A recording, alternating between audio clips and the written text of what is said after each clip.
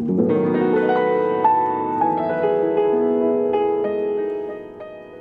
rencontres de la Villa des créateurs en partenariat avec Émergence. Bonjour à tous et bienvenue. Je m'appelle Marc Clyrel. J'organise depuis maintenant plusieurs semaines, donc je crois que c'est la 13e soirée en émergence à distance. Au départ, elle devait être en présence dans un lieu qui s'appelle la Villa des créateurs, qui se trouve près de la place de Clichy à Paris. Et donc, on fait en association avec la Villa des créateurs ces soirées. À partir de septembre, elles auront lieu cette fois en présentiel et en numérique. Donc, c'est ce qu'on a décidé à partir de septembre et sur le rythme d'une par mois. Et alors, moi, ce qui m'anime, c'est les émergences, tout ce qui est en train de naître dans tous les domaines, aussi bien en techno qu'en économique, en territoire politique, etc. Donc, j'essaye de détecter les signaux faibles et je dispose donc d'un site internet qui s'appelle emergence.com, AIMERGENCES. Et ce mot que j'ai créé, en fait, il signifie simplement que ce sont les petites pousses qui ont besoin d'amour pour réaliser leur potentiel. Et donc, Terra en est l'exemple parfait. Terra a besoin d'amour qu'on lui a donné, j'imagine, ses fondateurs et toute l'équipe. Et aujourd'hui, elle a aussi besoin, Terra, je crois, enfin, le projet, d'attention, de connexion, de mise en relation pour réaliser son potentiel. Voilà, alors la soirée, on a la chance d'accueillir Frédéric Bosquet, qui est l'initiateur de Terra. Hein. Tu nous diras si je me trompe ou si tu as des compléments à apporter. Donc, on va avoir une première partie de présentation du projet. On va prendre ensuite une série de petites questions. Et puis, on aura une deuxième partie de présentation qui concerne des axes un peu plus pointus. Et tout ça va nous emmener jusqu'à 19h45 à peu près, parce que Frédéric a une autre conférence à suivre. Donc, comme tu n'arrêtes pas, voilà. Et j'ai assez parlé, donc Frédéric, je te laisse la parole et je crois que tu as beaucoup de choses à nous montrer. Et bienvenue et merci encore. Eh bien, merci Marc pour cette invitation. Donc, je suis très heureux d'être là avec vous ce soir pour vous parler de ce magnifique projet que j'ai initié il y a 7 ans et qui m'a largement dépassé aujourd'hui. N'hésitez pas à noter pendant la durée de l'intervention si vous avez des questions de clarification, de façon à ce que je puisse y revenir pour vous aider à mieux comprendre. C'est un projet qui est vraiment complexe. Il est pensé de façon complexe, donc forcément il est un petit peu complexe, même s'il est finalement ce qu'il veut faire est assez simple. On verra tout à l'heure. Mais pour dire le mot simple, il faut une organisation complexe. Voilà, donc c'est un peu le principe de ce projet. Et puis, donc on fera 2 parties. Une première partie où je vais vous parler un petit peu de l'origine. En fait, je vais vous parler un peu de ma métamorphose personnelle, parce que ce projet, il est issu d'une transformation personnelle, une prise de conscience aiguë de qui j'étais vraiment, on va dire ça comme ça, pour aller vite. Puis ensuite, on parlera dans cette première partie aussi de comment on a préparé ce projet, en fait, parce qu'il a pris quand même 3 ans on a fait 12 000 km en vélo, on a vu des centaines et des centaines de personnes, ainsi que des dizaines et des dizaines de lieux de vie. Et donc, on a énormément appris pendant ces 3 ans et ces 12 000 km. Et puis, je vous brosserai une présentation du projet tel qu'il est aujourd'hui. Et puis ensuite, on fera une petite pause où vous pourrez poser plein de questions sur cette première partie. Et puis après, on fera une deuxième partie qui est un petit peu plus, je dirais, technique, mais qui pour nous est vachement important parce que ça comment dirais-je, les personnes, ils ont une vision parfois un peu, comment dirais-je, un peu tronquée de ce qu'est la création d'un écolieu. Et donc, je vous parlerai aussi du montage juridique du projet parce que je pense que c'est super important. Parce qu'en France, on ne peut pas comme ça distribuer des revenus simplement parce qu'on en a envie. Il faut rentrer dans des structures juridiques, il faut respecter la loi. Je pense que c'est important que vous ayez une vision assez globale des structures juridiques qu'on va utiliser.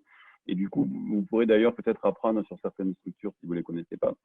Et puis, je terminerai ensuite par un petit tour sur la gouvernance et puis sur le bien vivre ensemble, hein, parce que si on n'avait pas mis en place des outils de gouvernance partagés et puis de régulation de nos relations, il y aurait longtemps qu'on serait mort.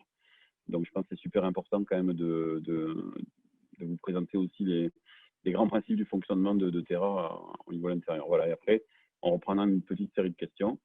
Et puis, vous n'hésitez pas, bien sûr, à me poser toutes les questions que vous voulez pendant cette présentation.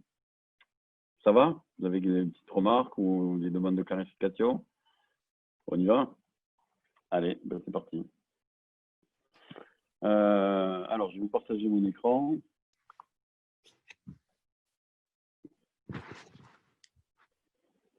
Alors, est-ce que vous voyez mon écran? Oui. Parfait. Alors, je vais masquer ça parce que je n'en ai pas besoin. Voilà. Et ça aussi, je vais le masquer parce que je n'en ai pas besoin non plus. Voilà. Alors, déjà, pour démarrer, j'ai intitulé un petit peu cette intervention d'un éco-village à un écosystème pour le XXIe siècle. Pourquoi et comment?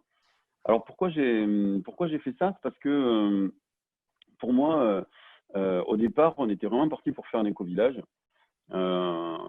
Et finalement, au fur et à mesure de l'émergence du projet, donc de ce qu'on a vécu, il nous est apparu assez évident qu'un éco-village, ça ne suffirait pas. Et on est passé d'un éco-village à un écosystème coopératif, c'est-à-dire de un lieu à plusieurs lieux sur un même territoire de vie. Et avec cette idée toujours très importante de co-construire avec toutes les parties prenantes du territoire ce lieu qu'on voulait réaliser. Et donc, je vais un petit peu ensuite dans l'avancement du projet vous expliquer pourquoi aujourd'hui on est plus pour un écosystème que pour un éco-village. Ensuite, peut-être un deuxième élément avant de démarrer, c'est que bien sûr ce projet il n'aurait pas pu avoir lieu si on n'avait pas eu une aide vraiment de beaucoup de partenaires, des anonymes, hein, des personnes toutes simples qui nous ont donné 1 euro, 2 euros, 3 euros, certains un peu de temps. Et puis aujourd'hui, nous avons rejoint et on est très contents parce que c'est un projet qu'on veut vraiment porter avec toutes les parties prenantes des territoires. Maintenant, on est soutenu par l'Europe, par l'ADEME, par la région de Nouvelle-Aquitaine, le département, et maintenant 3 communes dans le territoire avec qui on travaille au quotidien. Voilà, et donc, c'est aussi pour montrer qu'on peut partir d'une idée très simple entre citoyens et puis arriver ensuite à une co-construction avec plusieurs personnes, voilà, et plusieurs institutions. Alors au départ, j'aimerais vous résumer en 5 jours ce qui m'est arrivé. Alors ces 5 jours, ils ont pris presque 12 ans. Donc ça ne s'est pas fait en un seul tenant. Mais j'aurais jamais fait ce projet si j'étais pas passé à travers ces 5 jours qui ont un peu transformé ma vie. Donc le premier, c'est le premier jour, en fait, c'est le jour où j'ai arrêté d'écouter les vieux arbres tomber et où j'ai entendu la forêt qui pousse. Pour moi, ça a été vraiment un déclencheur extrêmement puissant. Comme la plupart des entrepreneurs, j'écoutais France Info tous les matins ou France Inter, je regardais la télé, BFM, enfin à l'époque il n'y avait pas BFM, mais des journaux d'information, je lisais la presse, bref, j'étais surchargé d'informations sur les arbres qui tombent et ça faisait beaucoup de bruit dans ma tête. Et puis un jour, j'ai dit, mais c'est pas possible, il faut que j'arrête. Et donc, j'ai balancé ma télé, j'ai balancé ma radio, j'ai cessé de me polluer la tête avec tout ce qui était dans la presse. Et finalement, comme par hasard, j'ai commencé à entendre des bruits nouveaux, des petits bruits que je n'entendais pas parce que ça faisait trop de bruit, toutes les informations qui me parvenaient. C'est comme ça que j'ai pu commencer à entendre en fait la forêt qui pousse. Et je me suis dit, Dieu, mais que se passe-t-il? Donc ça a vraiment changé ma vision de la société telle qu'elle était. Et je me suis dit, mais c'est fou, il y a plein d'initiatives qui poussent en ce moment, on ne les entend jamais. Et ça m'a interpellé et j'ai voulu y participer. Le deuxième jour, c'est quand j'ai cessé d'être fasciné par ce qui était grand, comme si ça avait été grand depuis l'origine des temps. C'est-à-dire ces grandes institutions aujourd'hui qui bloquent l'émancipation humaine, ces grandes sociétés multinationales, ces grands partis politiques, ces grands lobbies, ces grands médias, bref, mettez dans le grand tout ce que vous voulez. Et finalement, à un moment donné, j'ai pris conscience que tout ce qui était grand aujourd'hui avait été petit hier. Et que c'était pas né comme ça, directement tombé du ciel. et que c'est pas parce que quelque chose est petit qu'un jour ça ne deviendra pas quelque chose de grand. Et c'est vrai que j'ai cessé un petit peu de regarder ces grands ensembles comme des montagnes insurmontables, mais plutôt je les ai regardés comme des choses qui avaient grandi et qui avaient peut-être servi à un moment donné, et qui aujourd'hui, parce qu'ils étaient devenus obsolètes, allaient redevenir. Oui, je disais le troisième élément qui a été troisième vraiment élément qui a été fondateur de cette métamorphose, c'est le fait que je prenne conscience que des choses qui avaient été petites au départ sont devenues très grandes. Et parmi celles-là, j'en ai choisi une parce qu'elle est assez, je trouve, archétypale.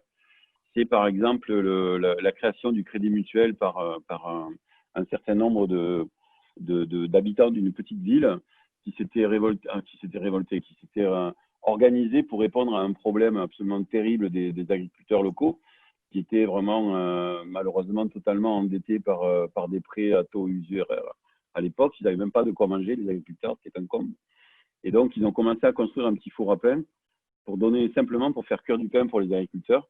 Puis après, ils ont commencé à collecter un petit peu d'épargne autour d'eux pour essayer de leur prêter des sous à la place de ceux qui leur prêtaient de l'argent à des taux usuraires. Et puis finalement, regardez, 200 ans plus tard, c'est devenu le Crédit Mutuel avec 15 milliards de produits nets bancaires en 2013. Donc, et des exemples comme ça, je pourrais en prendre plein. Les caisses mutuelles d'ouvriers, les droits de l'homme, enfin bref, beaucoup comme ça de choses qui étaient petites au départ, que personne ne voulait entreprendre parce que c'était trop petit, sont devenues des choses merveilleuses. Et donc, pourquoi je vous parle de ça? C'est parce que ça m'a permis d'accepter de commencer à faire les choses petites et de ne pas avoir peur de commencer petit. Souvent, les gens s'arrêtent parce que les choses elles leur paraissent petites par rapport à ces montagnes qu'ils ont devant eux. Et moi, je pense qu'au contraire, si c'est juste, on s'en fout que ce soit petit. Parce que si c'est juste, un jour, ça deviendra grand. Donc, je pense que c'est super important de ne pas comment dirais-je, de ne pas s'arrêter sous prétexte que ce qu'on fait est trop petit. Voilà. Et ça m'a vraiment libéré dans mon action en me disant, ben voilà, je veux démarrer quelque chose et même si c'est petit, je démarre petit et je verrai plus tard ce que ça va devenir.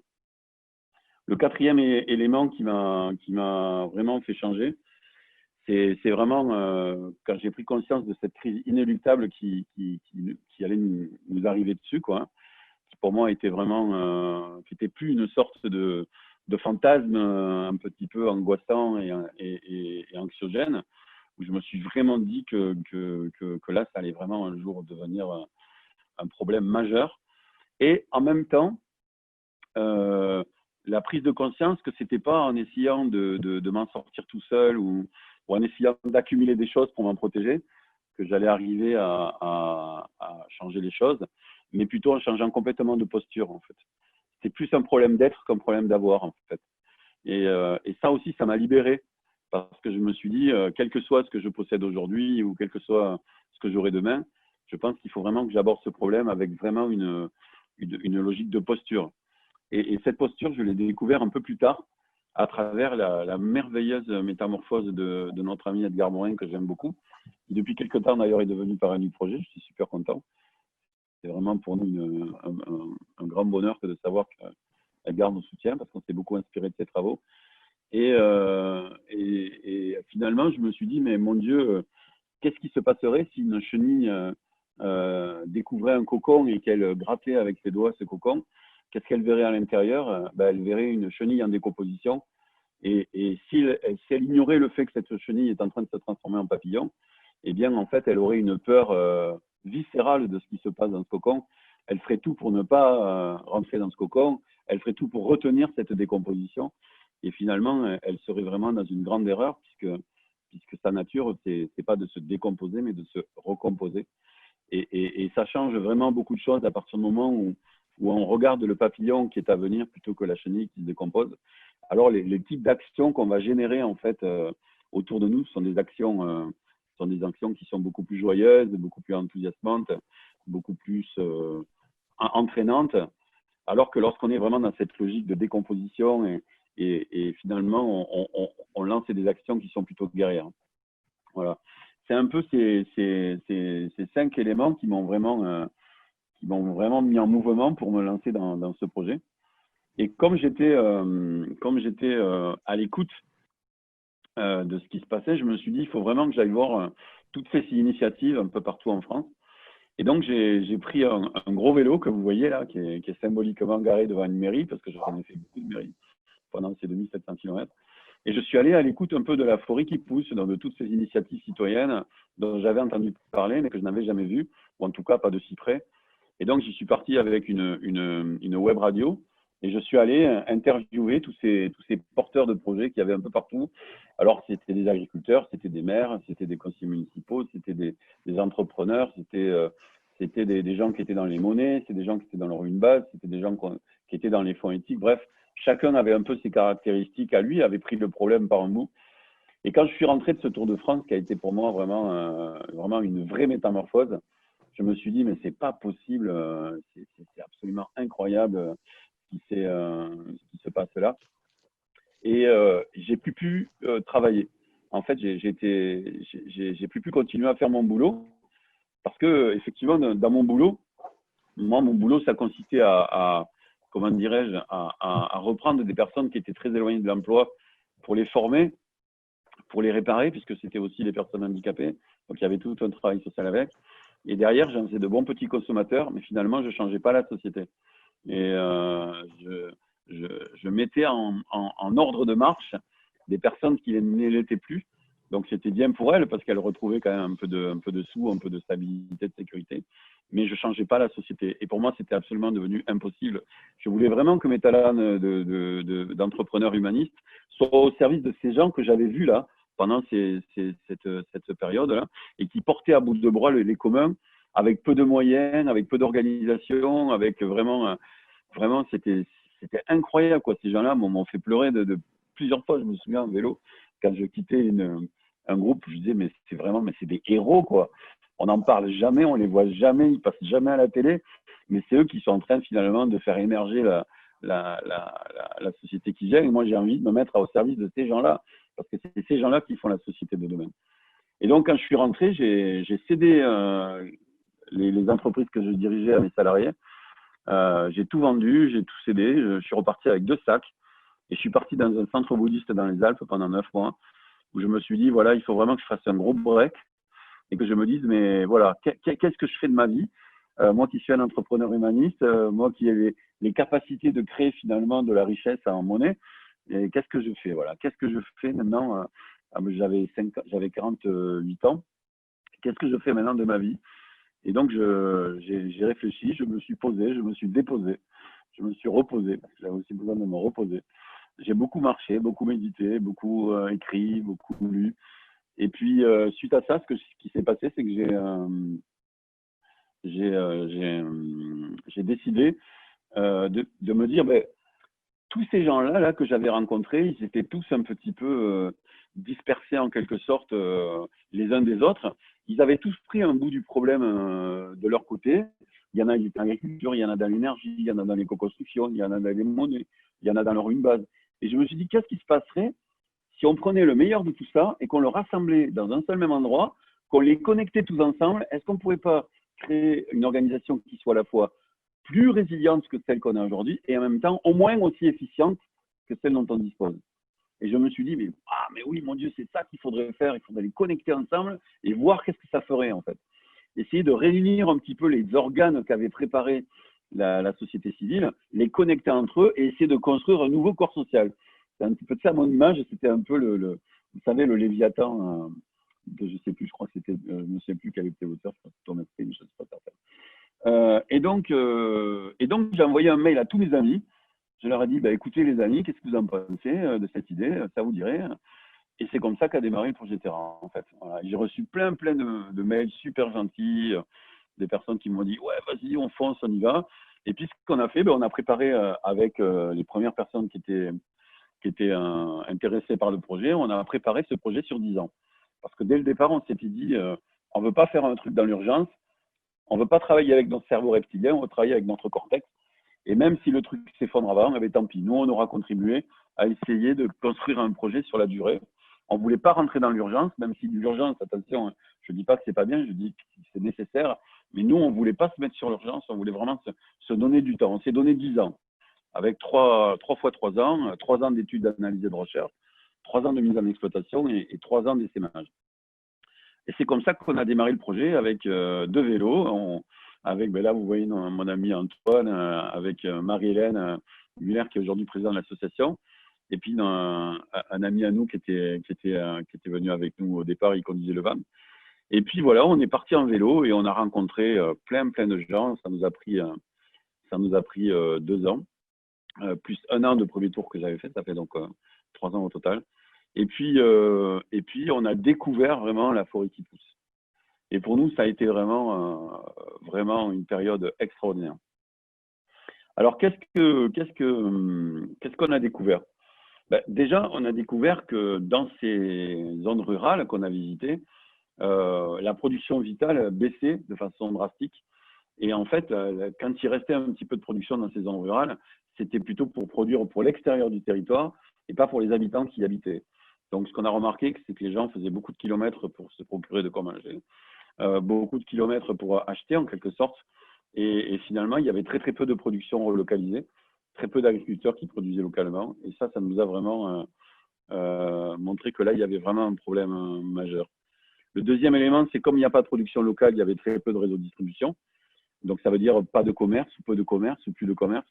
Donc, ça veut dire pas d'organisation de la distribution pour les gens qui habitent ces territoires.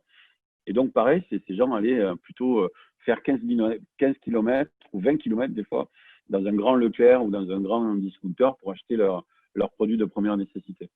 Troisième élément qu'on a découvert, c'est qu'effectivement, les capitaux avaient fui ces territoires.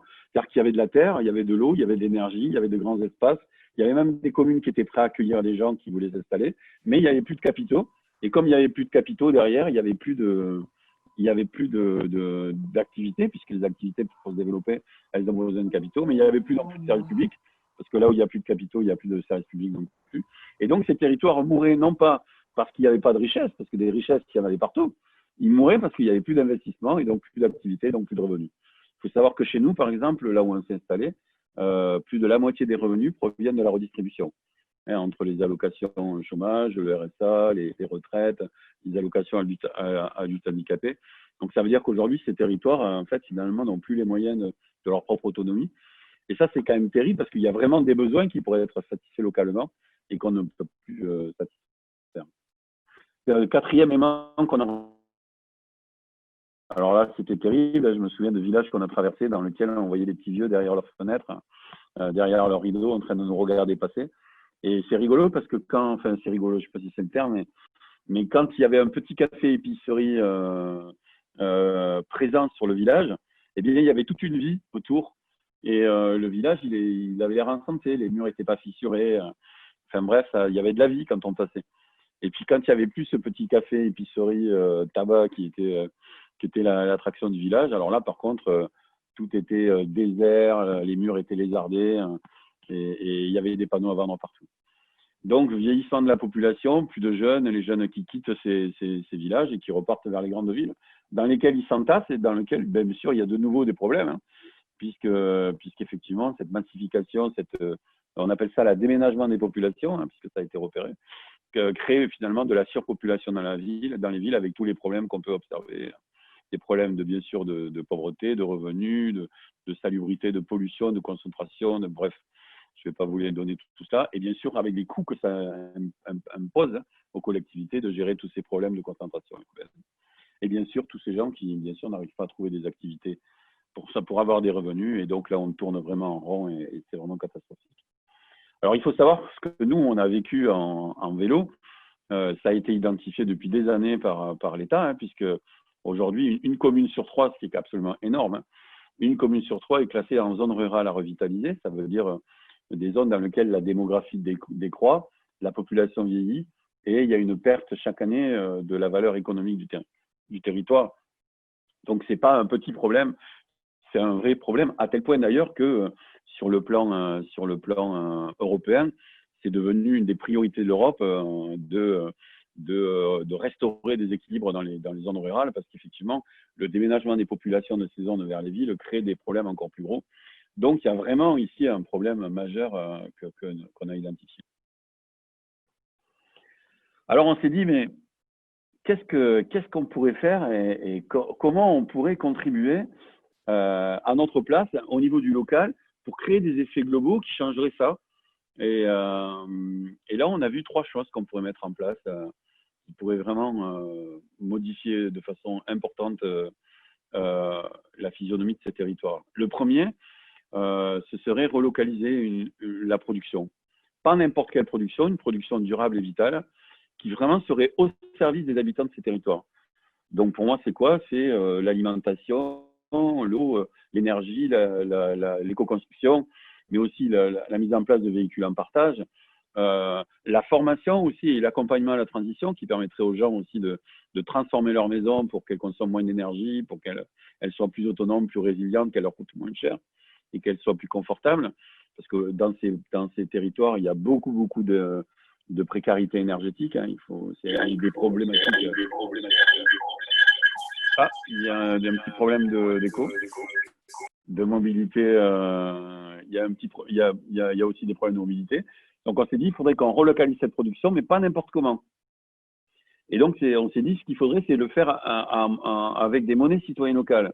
Parce que si on le fait avec des euros, on sait que tout l'investissement qu'on va mettre dans ce territoire, au bout de 2,5 transactions, va remonter sur les marchés financiers. Et donc, l'objectif, c'est pas que ça remonte sur les marchés financiers, bien sûr. L'objectif, c'est que ce patrimoine, il reste sur le territoire et que les revenus circulent sur ce territoire pour que vraiment de la richesse se crée, se développe et entraîne toute une revitalisation de ces territoires.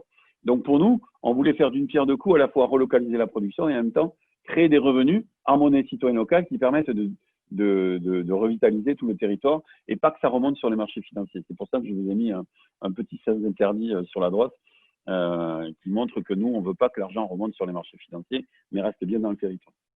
Le deuxième élément qu'on s'est dit qu'on pouvait faire, c'est qu'il faudrait vraiment stabiliser la demande solvable. Alors, c'est quoi ce gros mot? Stabiliser la demande solvable, ça veut dire que si vous amenez des entreprises à produire des biens et des services durables et locaux sur le territoire, il faut qu'en face, il y ait des personnes qui soient capables d'acheter ces produits et ces services. Et pour qu'ils achètent ces produits et ces services, il faut qu'ils aient suffisamment de monnaie pour pouvoir les acheter. Et c'est ça qu'on appelle une demande solvable et durable. C'est-à-dire qu'il faudrait stabiliser les revenus sur ce territoire de telle façon à ce que les personnes qui viennent s'installer ou les personnes qui sont là, ils aient suffisamment de revenus pour acheter des produits locaux, donc un petit peu plus chers, et durables, donc aussi un petit peu plus chers, et que ceux qui n'ont pas suffisamment d'argent pour le faire puissent avoir des revenus suffisants pour pouvoir acheter ces produits et ces services à ces entreprises dans lesquelles on va investir. Et c'est pour ça qu'on y est allé avec ce projet de revenus de base inconditionnels en monnaie citoyenne locale, qui permet de donner des revenus aux personnes qui viennent s'installer sur ce territoire. Et avec ces revenus d'un euro supérieur au seuil de pauvreté versés à 85% en monnaie citoyenne locale, de vraiment redévelopper le territoire. Et le troisième élément qu'on s'est dit qu'il fallait qu'on mette en place dans ce projet, c'est développer des écosystèmes, c'est-à-dire qu'il ne suffit pas de créer des entreprises d'un côté et de l'autre côté mettre en place des revenus en monnaie locale. Il faut aussi que tous ces acteurs du territoire se regroupent et copilotent ensemble le développement du territoire. Parce que si chacun fait ses trucs de son côté, à la fin, on n'obtiendra pas un développement territorial. Pour qu'il y ait un vrai développement territorial, il faut qu'on comprenne comment on va impacter positivement ce territoire et que tous les acteurs, les collectivités locales, les associations, les habitants, les entreprises, les partenaires financiers et même les scientifiques se réunissent autour d'une table et discutent ensemble de la meilleure façon de le faire. Et pour ça, on a pensé que l'usage des 17 objectifs de développement durable des Nations Unies était un très bon moyen pour nous de pouvoir flécher, de pouvoir mesurer l'impact qu'on allait avoir sur ce territoire. Pourquoi les 17 objectifs de développement durable? Parce que ce sont des objectifs qui vont être repris vraiment depuis le niveau mondial jusqu'aux communes, en passant par tous les intermédiaires en termes d'institutions. Et donc, ça nous permettra de nous comparer et de voir si nous, avec leur une base à monnaie citoyenne locale dans ces territoires, on arrive en quelque sorte à des résultats meilleurs que peut-être certaines politiques qui sont des politiques qui finalement n'apportent pas grand-chose à nos territoires et ne changent pas forcément beaucoup la vie. Et on voulait vraiment nous pouvoir se comparer avec eux en disant, mais regardez, nous, on arrive à produire suffisamment de richesses pour autonome ce territoire, mais en plus, on y intègre tous les impacts sociaux et tous les impacts environnementaux. Voilà un petit peu ce qu'on a décidé de faire sur ce territoire. Et finalement, pour le faire, on s'est dit, il faudrait le faire en monnaie citoyenne locale, parce que c'est ça qui va nous permettre de tracer en quelque sorte le circuit économique et vraiment affecter la monnaie comme un bulletin de vote aux acteurs qui le méritaient. Et par contre, on s'est dit qu'il faudrait le faire en monnaie numérique, parce que si on le fait en monnaie papier, eh bien malheureusement, on n'aura pas une réactivité sur la mesure économique de ce qu'on fait. Et donc, on a travaillé avec l'abeille, qui est la monnaie locale, à passer en numérique. Et depuis maintenant 1 an, ça y est, on peut payer en numérique nos acteurs locaux. Et on est très content parce que ça va nous permettre d'avoir une analyse plus fine. Alors, grâce à ça, quel est notre objectif? Il est assez simple, hein. On recrée des productions locales, on en a parlé. Reconstituer des réseaux de distribution de proximité, on en a parlé. Investir dans les activités locales en fléchant des investissements sur le territoire. Assurer des revenus d'autonomie aux habitants, c'est-à-dire faire travailler prioritairement les gens qui habitent ce territoire et qui produisent des biens et des services durables. Et puis enfin, mesurer de façon à impacter positivement les 17 objectifs de développement durable pour vraiment mesurer qu'on est en train de booster le territoire.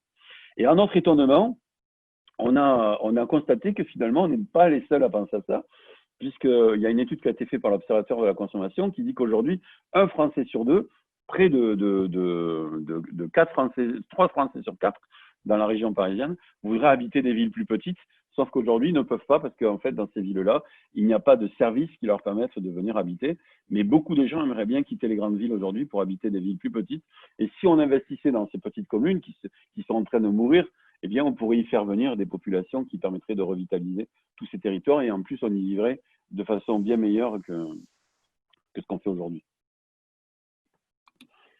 Alors, vous allez dire, mais comment on finance tout ça? Eh bien, le pire, c'est qu'il y a de l'argent. Il y a de l'argent, c'est ça qui est terrible. C'est-à-dire que l'argent n'est pas un problème. Il y a de l'argent. Pour vous donner plusieurs exemples, l'Europe a fait 700 millions sur les territoires ruraux à redévelopper. Et la France en a dépensé que 200. Ça veut dire qu'il y a 500 millions qui sont remontés à l'Europe parce qu'ils n'ont pas su les dépenser. C'est pour vous dire à quel point aujourd'hui on marche sur la tête, quoi. C'est-à-dire qu'aujourd'hui, il y a des projets de développement territorial, il y a de l'argent qui est fléché dessus, mais aujourd'hui, on ne sait pas le dépenser parce qu'on ne sait pas accompagner des projets comme ça. Donc là, on voit qu'aujourd'hui, c'est vraiment terrible, mais il faut le faire, hein. Il faut vraiment aller chercher cet argent parce qu'il est là, quoi, et on pourrait vraiment l'utiliser à bon escient. Le deuxième élément, c'est la défiscalisation.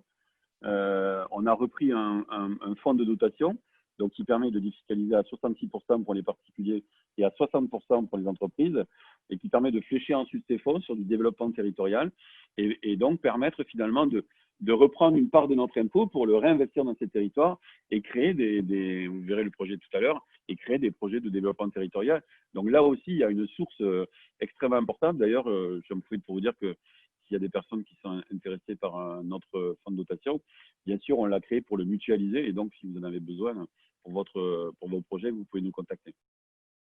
Ensuite, il faut savoir aussi qu'aujourd'hui, les fonds éthiques, c'est-à-dire l'argent que placent les gens dans des fonds, entre guillemets, je mets des gros guillemets, dans des fonds éthiques, est en croissance de 12% par an, donc c'est énorme, hein, c'est une croissance à 2 chiffres. Ça représentait en 2018 310 milliards d'euros, donc c'est pas rien. Le problème aujourd'hui, c'est que ces fonds, généralement, sont fléchés sur des projets qui n'ont rien d'éthique, qui sont du greenwashing, et malheureusement avec beaucoup derrière de contestations possibles sur l'affectation de ces fonds. Nos amis de Financité en Belgique ont fait d'ailleurs une étude très, très poussée là-dessus qui montre aujourd'hui que les fonds éthiques, malheureusement, ne remplissent pas leur mission.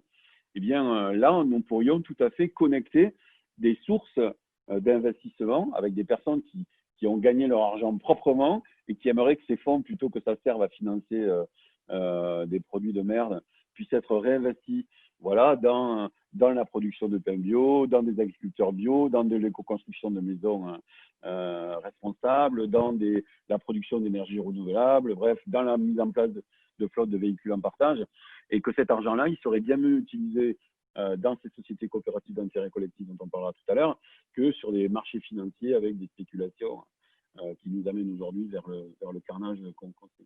Donc beaucoup d'argent aujourd'hui dans les fonds éthiques, et donc on a créé on voulait créer, pardon, on s'est associé avec une coopérative financière qui s'appelle la coopérative Oasis, qui permet à nos investisseurs de défiscaliser 20% du montant de leur apport Et grâce à ça, on peut investir ensuite dans le projet pour développer le projet dont je vous parlais tout à l'heure.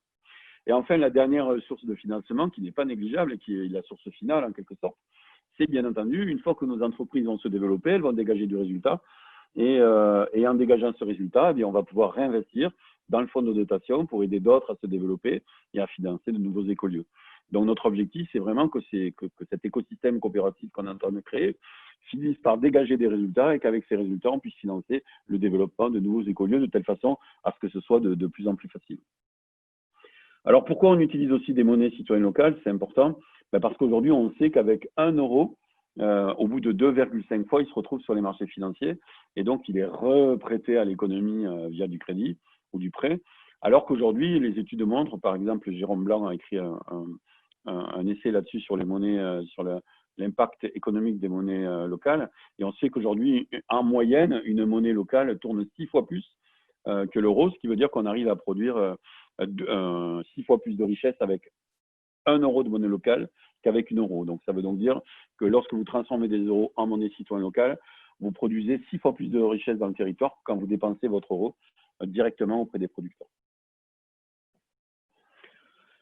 Et pour ne pas s'illusionner, parce qu'on est tous des passionnés et qu'on ne veut pas s'illusionner, eh bien, dès le départ, on a pensé ce projet avec un conseil scientifique. Donc, on a créé il y a 3 ans, ça fait la 3e année qu'on se réunit avec eux, de façon à prendre de la hauteur et voir comment on peut dialoguer avec les chercheurs.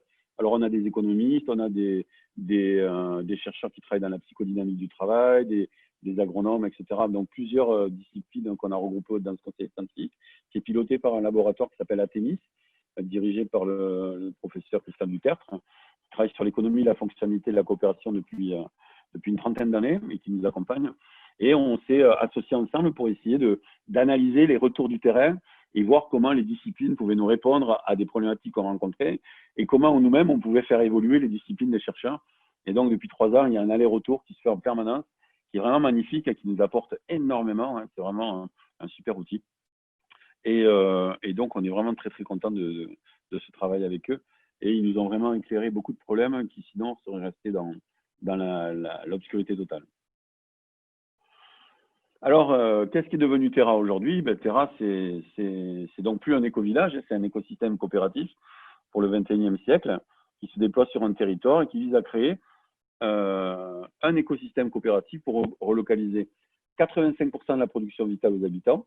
Donc, quand on parle de production vitale, c'est ce que je vous disais tout à l'heure, l'alimentation, l'énergie, l'eau, l'éco-construction, les véhicules en partage et puis l'information, l'éducation. Abaisser notre empreinte écologique à moins d'une planète, valoriser cette production en monnaie citoyenne locale pour irriguer le territoire de vie de la force économique qu'on va créer, pour qu'elle ne remonte plus sur les marchés financiers, qu'elle reste et qu'elle se développe sur les territoires. Et enfin, cette monnaie sera émise par un revenu d'autonomie, c'est-à-dire une base inconditionnelle en monnaie citoyenne locale, d'1 euro supérieur au seuil de pauvreté, de telle façon à éliminer de façon définitive la pauvreté sur ces territoires. Aujourd'hui, il y a 14 000 abonnés qui nous suivent sur les réseaux sociaux. On est 400 adhérents. Il y a 48 personnes qui ont déménagé pour venir maintenant travailler sur ce projet. On est sur 3 petits villages.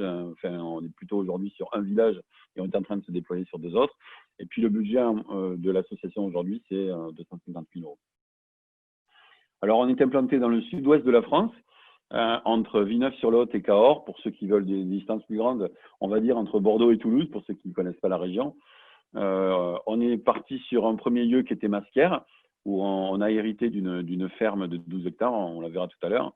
Et puis ensuite, on s'est déployé sur Tournon, une petite ville juste à côté, Tournon-d'Agenais, qui est une petite bastide de 700 habitants, où maintenant on a mis le siège social de l'association. On est quasiment tous à habiter Tournon d'ailleurs.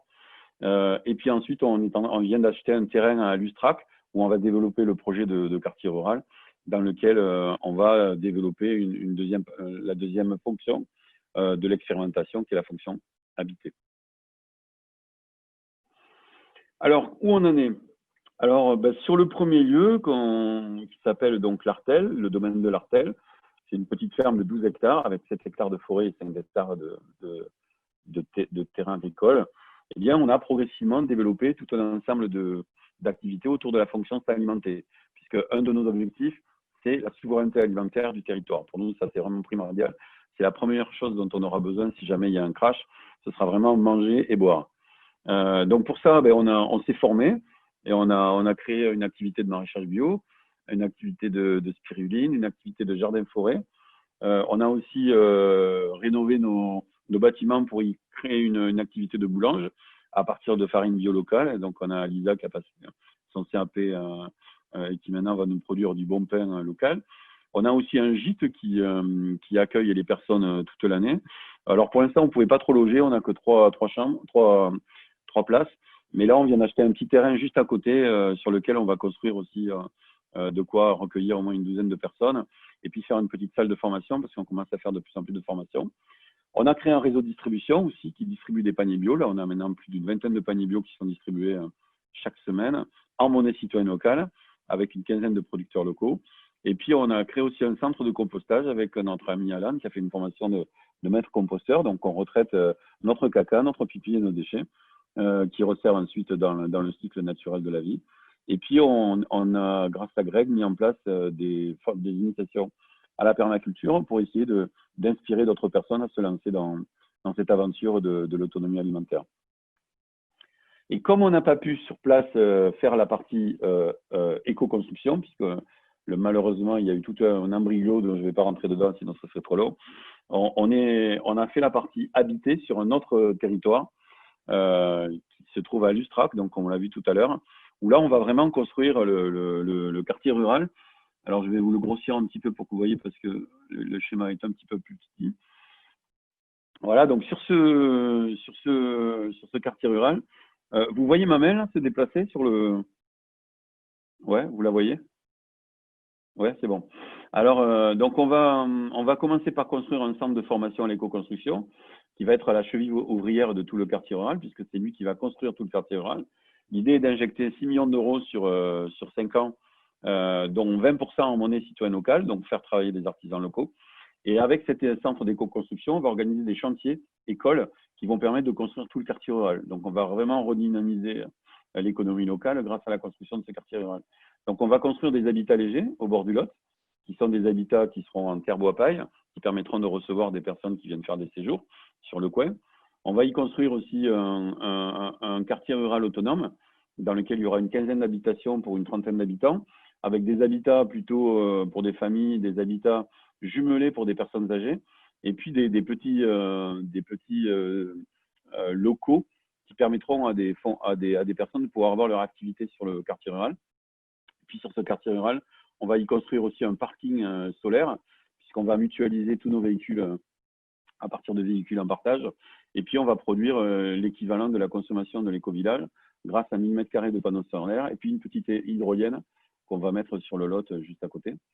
Et puis, on a aussi une fonction distribution ici, donc avec un petit jardin d'agrément dans lequel il y aura une maison du bien-être, une brasserie bio, un restaurant, une épicerie bio qui va nous permettre de faire travailler des producteurs locaux. Et puis, sur le côté ici, attenante à la maison des loisirs qui existe déjà, qu'on va rénover pour la rendre passive, pour montrer qu'aujourd'hui, on peut réhabiliter des bâtiments publics grâce à des techniques de rénovation énergétique. On va y accoler comme ça en demi-cercle la maison de la transition, qui va être un lieu dans lequel on va accueillir des personnes pour leur montrer tout ce qui se fait de mieux en matière de transition. Et là, dans le bosquet d'arbres que vous voyez ici, il y aura un petit marché bio qui se réunira toutes les semaines et qui permettra à des producteurs bio de vendre leurs produits sur le marché. Et puis ici, vous avez un grand espace sur le côté sur lequel on va installer un maraîcher bio qui nous permettra ensuite de produire très très proche du quartier tout ce qu'on aura besoin pour vivre sur le terrain. Alors, juste quelques mots pour donner un ordre d'idée de ce que ça représente en chiffre d'affaires. Donc, ça représente à peu près 1 300 000 euros de chiffre d'affaires. La moitié de ce chiffre d'affaires, un peu plus de la moitié, sera vraiment du boulot d'accompagnement. Notre idée, c'est de vraiment aider d'autres personnes à créer des écolieux et de pouvoir aussi faire entrer en transition leur maison. Donc, on fera beaucoup de formations, d'accompagnement des personnes à leur propre transition. Il y aura 327 000 euros à peu près de loyer, puisque c'est une société coopérative d'intérêt collectif qui encaissera tous les loyers du lieu et qui redistribuera ces loyers sous forme de revenus de base inconditionnels en monnaie citoyenne locale aux habitants de l'éco-village de leur naissance à leur mort. Il y aura toute une partie de contribution qu'on appelle contribuer, c'est vraiment toutes les activités qui ne sont pas des activités marchandes, mais qui sont des activités qui produisent de la richesse au niveau du local. Donc, par exemple, c'est s'occuper de personnes âgées, c'est la biodiversité, c'est tout le travail aussi avec des personnes en insertion professionnelle, c'est aussi tout l'accompagnement à la transition qu'on va faire pour habituer les gens à adopter de bonnes pratiques. L'accueil, ça va être tout l'accueil qu'on va avoir sur le lieu, c'est-à-dire les gens qui vont venir en séjour, qui vont manger sur place, qui vont assister aux conférences, aux ateliers et aux animations qu'on va faire sur le lieu. Et puis enfin, produire, ce sont toutes les activités de production qui sont essentiellement pour l'instant le maraîchage et la production d'énergie électrique pour nous-mêmes et pour les gens qui habitent autour. Et puis un dernier point sur la partie investissement. Donc c'est un projet qui va coûter 6 millions d'euros. Donc ces 6 millions d'euros, on va les dépenser pendant une dizaine d'années avec un objectif que 20% de ce montant soit versé en monnaie citoyenne locale, en partenariat avec les artisans locaux, de telle façon que cette monnaie locale irrigue le territoire de vie et revienne ensuite sous forme de dépenses dans l'économie locale à destination des acteurs locaux. C'est vraiment quand le bâtiment va, tout va. Vous savez, en économie, on dit, là, c'est vraiment la réalité. C'est vraiment mettre ce levier pour que vraiment ça redynamise le territoire avec un objectif de dégager des résultats, mais ça on verra tout à l'heure, pour financer d'autres écolieux, puisque l'idée, c'est de rendre de plus en plus facile le financement d'écolieux, ce qui est aujourd'hui quand même assez compliqué, puisque la rentabilité d'un écolieu, elle est à 15 ans ou 20 ans, alors que les rentabilités qu'on demande aujourd'hui, c'est plutôt de 3 à 5 ans. Nous, on est plutôt des éléphants. Il faut 22 mois un éléphant pour faire un autre éléphant. Et aujourd'hui, on finance des chiennes. Les chiennes, elles mettent 2 mois pour faire un chiot. Donc, ce n'est pas du tout les mêmes types de financement. Donc, il va falloir aussi qu'on crée un nouveau mode de financement pour financer nos écosystèmes coopératifs qui ressemblent plutôt à des éléphants qu'à des chiens. Alors, où on en est au niveau des investissements? Ça y est, on a acheté le terrain de Trentel. On est en phase d'aménagement du terrain. Donc là, il nous reste encore. Donc là, on est sur cette première phase des 290 000 € que vous avez en bas, sur la première tranche qui va durer 4 ans. Et puis, donc là, aujourd'hui, on a financé le terrain. La mairie a décidé de remettre 20% du montant de la vente dans le capital de la société coopérative d'intérêt collectif qu'on va créer. Donc, c'est vachement important pour nous parce que comme ça, la mairie, elle est vraiment partie prenante du projet.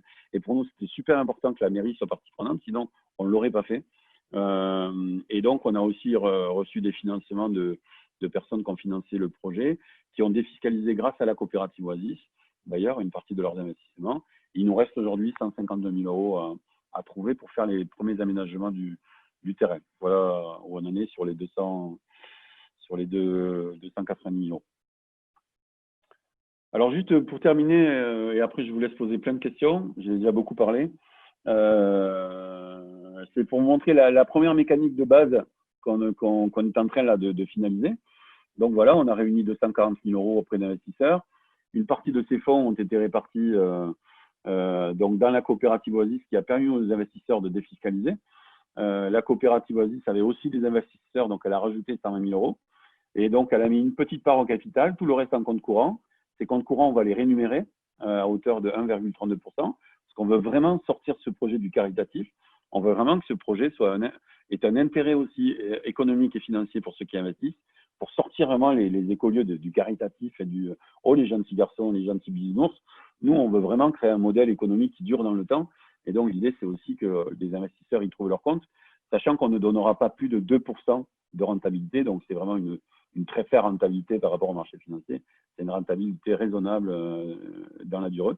Et donc, il y a une partie qui est rentrée directement au capital de la SCI. Et ensuite, avec ça, on a donné 20 000 € au notaire, on a donné 220 000 € à la mairie. Sur ces 220 000 €, la mairie va réinjecter 176 000 € dans sa commune. Donc, on voit déjà l'effet, ne serait-ce que du projet, sur l'impact financier. Je vous rappelle qu'une commune comme Trentel, ça représente 220 000 € de budget par an. Donc, c'est pas rien. C'est le fait d'avoir acheté un terrain à la commune, c'est pas neutre. Ça lui a donné une injection de 180 000 € qui leur permet de faire plein de réparations qu'ils ne pouvaient pas faire. Donc, ils sont super contents. Et ils ont accepté de remettre 44 000 € au capital de la société coopérative d'intérêt collectif qui s'appelle les Amis de l'Ustrac, qui va porter le projet de développement territorial. Et pour nous, c'est super important parce que du coup, la mairie est avec nous dans le projet. Et la nouvelle équipe qui vient d'être élue est vraiment pro Terra, donc elle va vraiment s'investir avec nous dans ce projet. On est vachement contents. Voilà pour la première partie. Merci Frédéric, c'était passionnant. Alors, il y a déjà des premières questions, du moins une, mais peut-être Mouad, vous pouvez ou tu peux la poser en direct. Alors, il est où, Mouad? Il est en bas à gauche. Enfin, moi, je l'ai en bas à Voilà, gauche. il est en bas à gauche, moi aussi. Mouad, il est possible d'activer le micro? Je l'active. Bon, sinon, on peut lire la question, hein, c'est pas grave. Donc, la question de Mouad, c'est est-ce que vous accueillez des apprentis entrepreneurs, chercheurs, humanistes pour s'imprégner de Terra et faire essaimer l'expérience?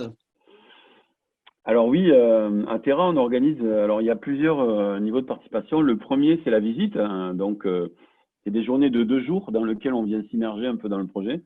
Il y a une première journée où on présente le projet, c'est-à-dire ce que je vous ai présenté en 1 heure, on le fait sur 2 jours, hein, donc avec des jeux, avec des modèles qui permettent aux gens de bien comprendre ce qu'on fait et de vraiment se l'approprier. Donc ça dure 2 jours. Après, si les 2 jours se sont bien passés, la personne, elle peut revenir. Pour ça, elle peut proposer de sa participation à ce qu'on appelle les séjours d'immersion. Donc là, ce sont des séjours de 15 jours dans lesquels une personne peut venir. Alors malheureusement, on n'a pas beaucoup de place aujourd'hui. Il nous tarde vraiment de développer Trintel parce qu'on refuse. Là, on a refusé une centaine de personnes sur le mois, donc c'est vraiment très compliqué.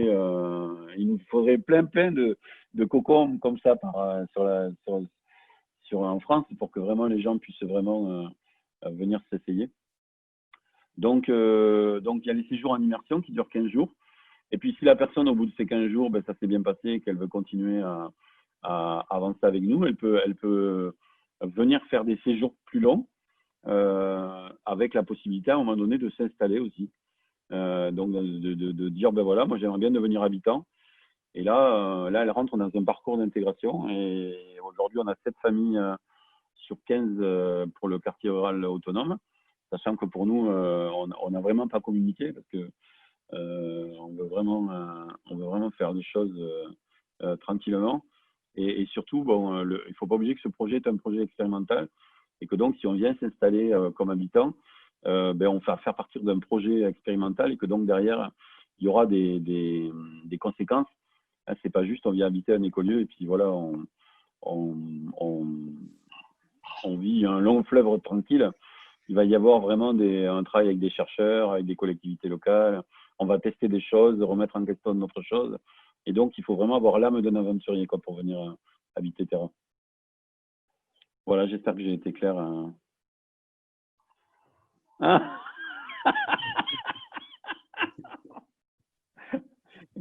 ouais. Alors, bon, on n'aimerait pas trop aller vers ça, si tu veux. Alors, ce qu'on aimerait, c'est qu'il y ait plein de Jésus, en fait. C'est excellent. Merci Eric pour ton clin d'œil.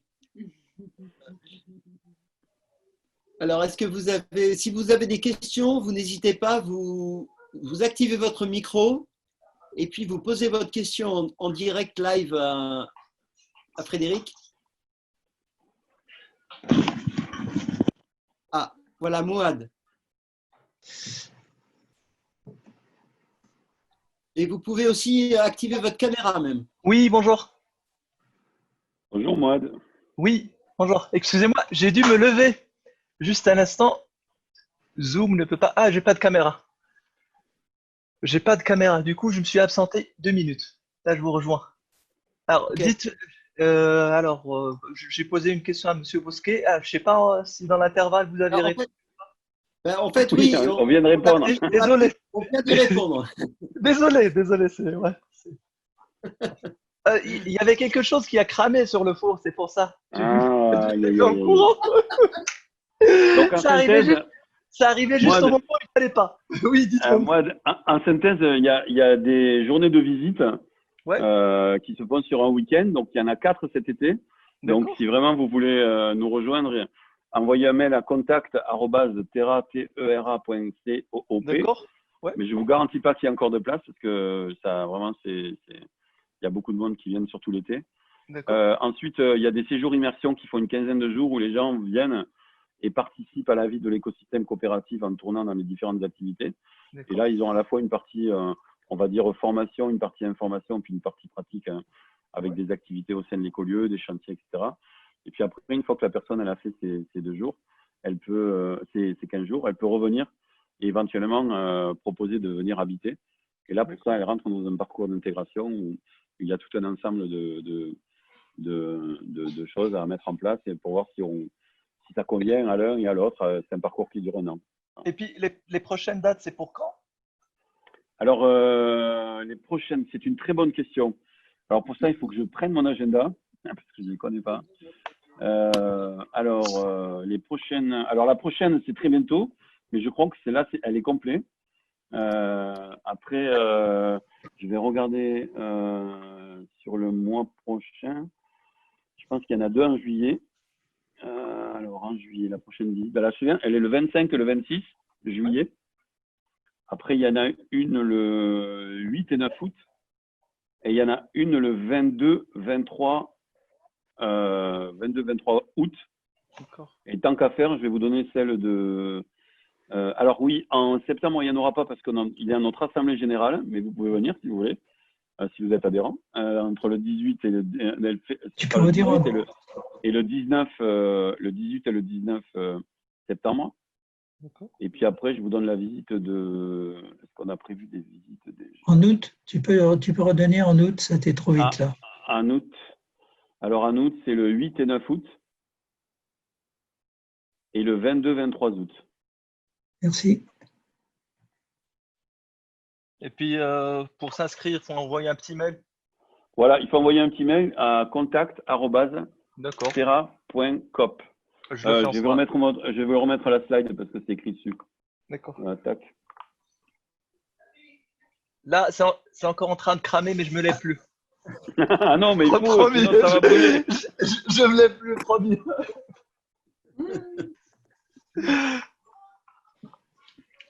Moi, il ne faut pas faire de la cuisine quand J'ai envie de poser une question. Ouais, c'est…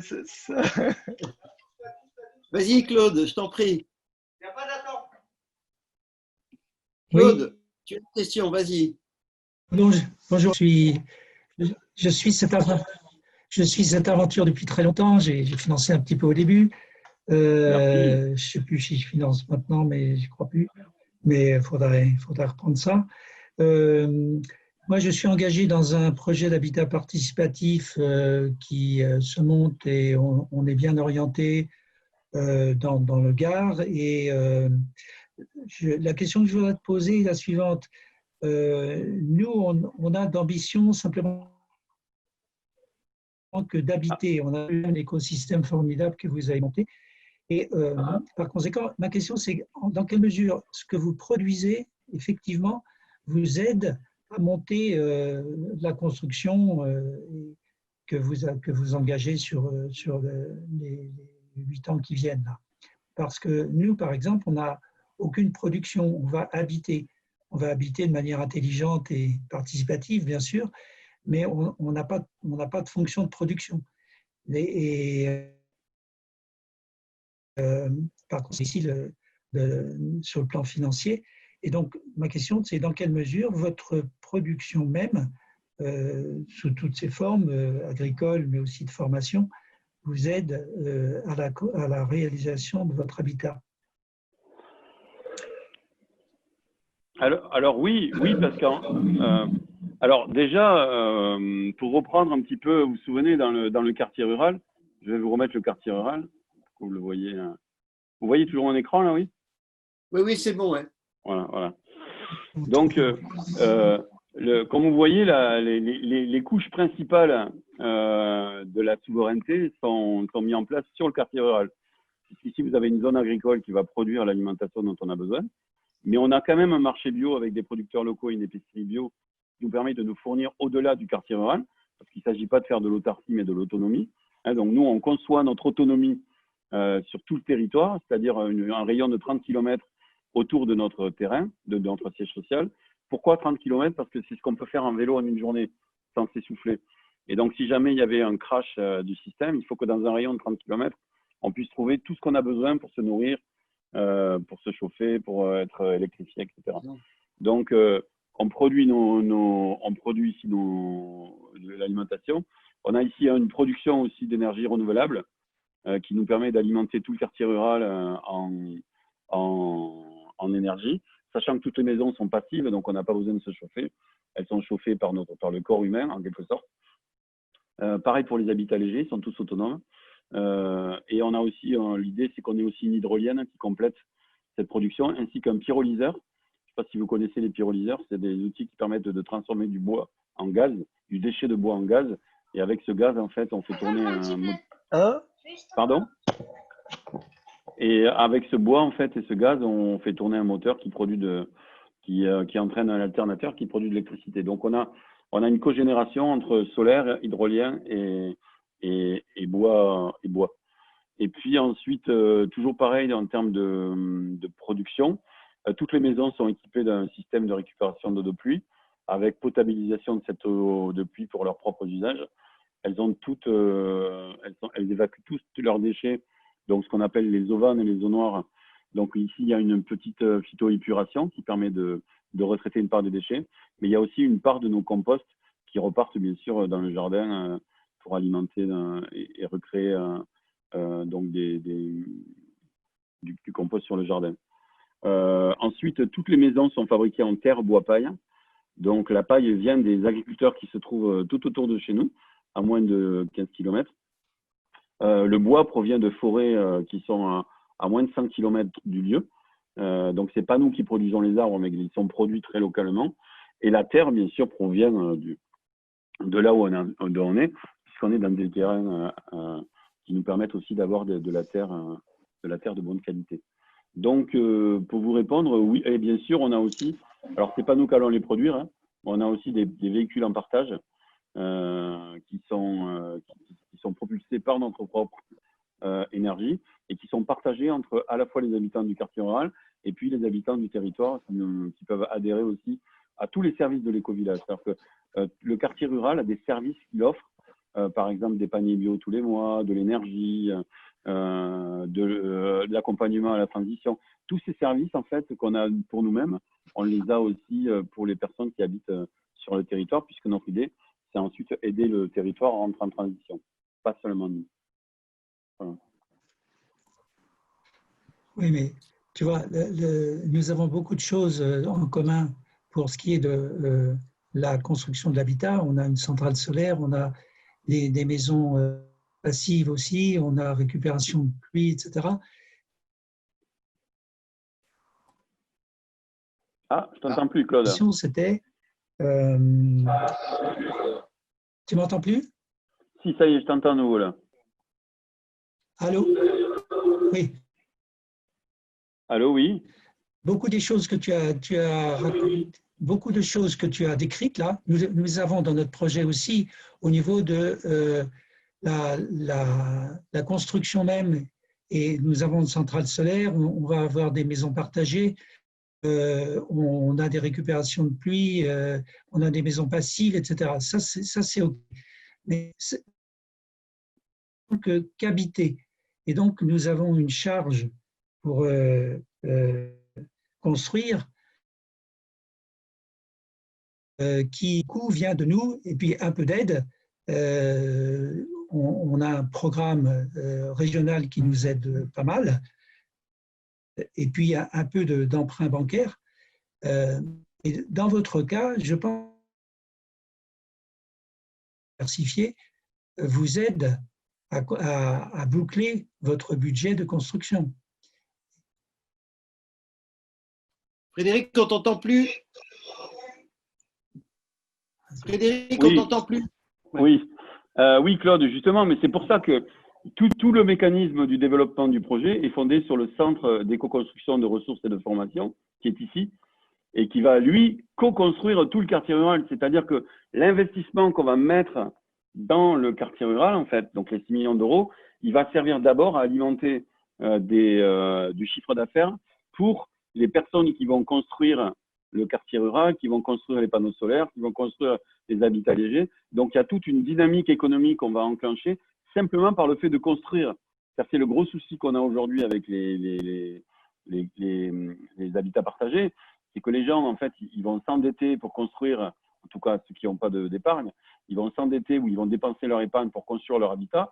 Mais derrière, cette source, finalement, qui est une manne financière qui va arriver là, ils n'en profitent pas parce qu'en fait, c'est construit par des professionnels qui eux, ne travaillent pas en monnaie citoyenne locale et ne sont pas habitants du quartier rural, alors que nous, notre idée, c'est de faire des constructions sous forme de chantier-école, ce qui fait que ça va faire travailler des artisans locaux, des formateurs locaux, ça va donner la possibilité de payer 20% de ces montants qu'on va investir en monnaie citoyenne locale, donc ça va revenir aussi sur le territoire, et puis ça va concourir à vraiment à créer un modèle économique qui va se tenir, puisqu'en fait, les personnes qui vont s'occuper de l'entretien des maisons, c'est des habitants, les personnes qui vont s'occuper des panneaux solaires, c'est les habitants, les personnes qui vont s'occuper des habitats légers, c'est les habitants, les personnes qui vont s'occuper de la brasserie, de l'épicerie, c'est des habitants, et même ceux qui vont s'occuper aussi de la maison de la transition, ça va être aussi des habitants. Alors, bien sûr, avec des personnes extérieures, mais ça va vraiment créer une activité économique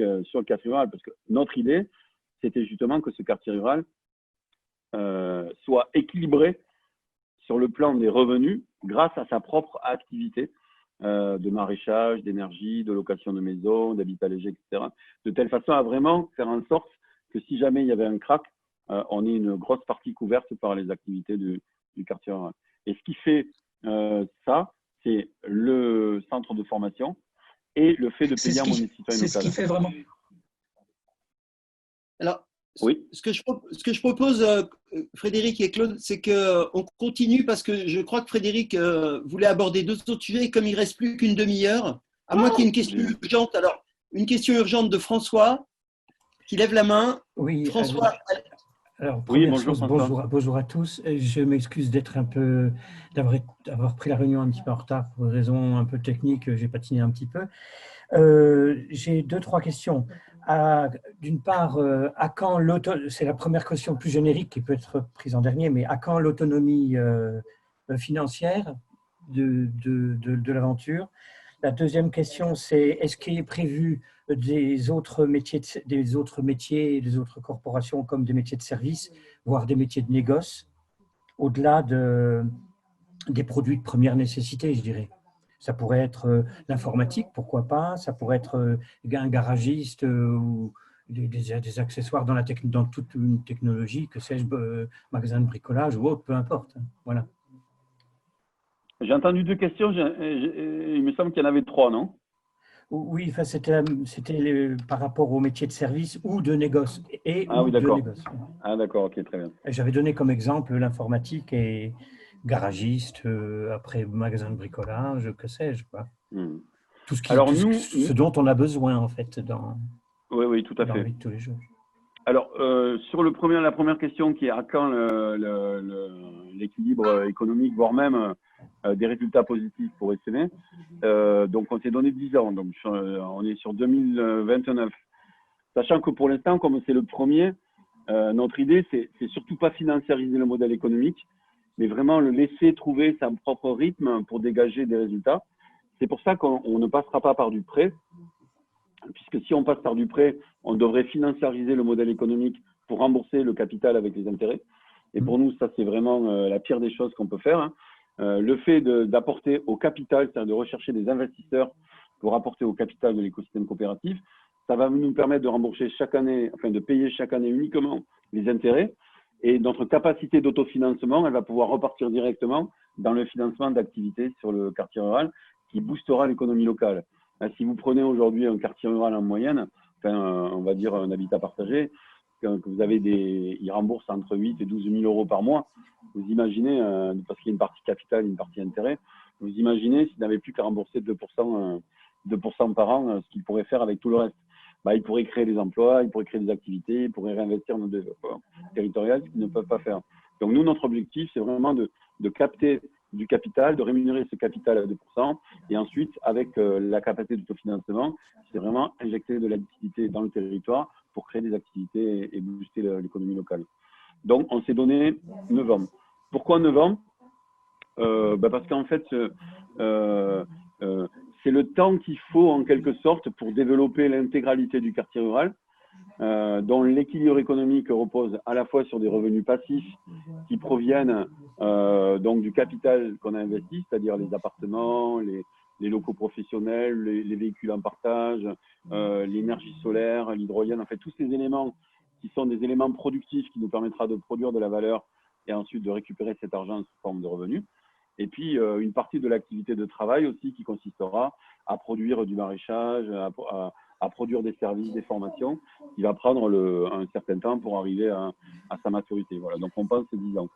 Et si jamais d'ici 10 ans, on arrive à dégager du résultat qu'on peut réinjecter, ça voudrait dire que le prochain éco-village, en optimisant bien sûr ce qu'on aura fait, puisqu'on pourra le créer juste à côté, pas très loin, ça nous permettra de le faire peut-être, au lieu de le faire en 10 ans, de le faire en 7 ans, et puis le suivant peut-être en 5 ans. Et ça nous permettra après d'avoir vraiment un modèle de développement territorial. Mais ça, c'est ce qu'on veut observer. C'est vraiment l'objet de l'expérimentation. Hein. Ça, je ne pourrais vous le dire que dans quelques années.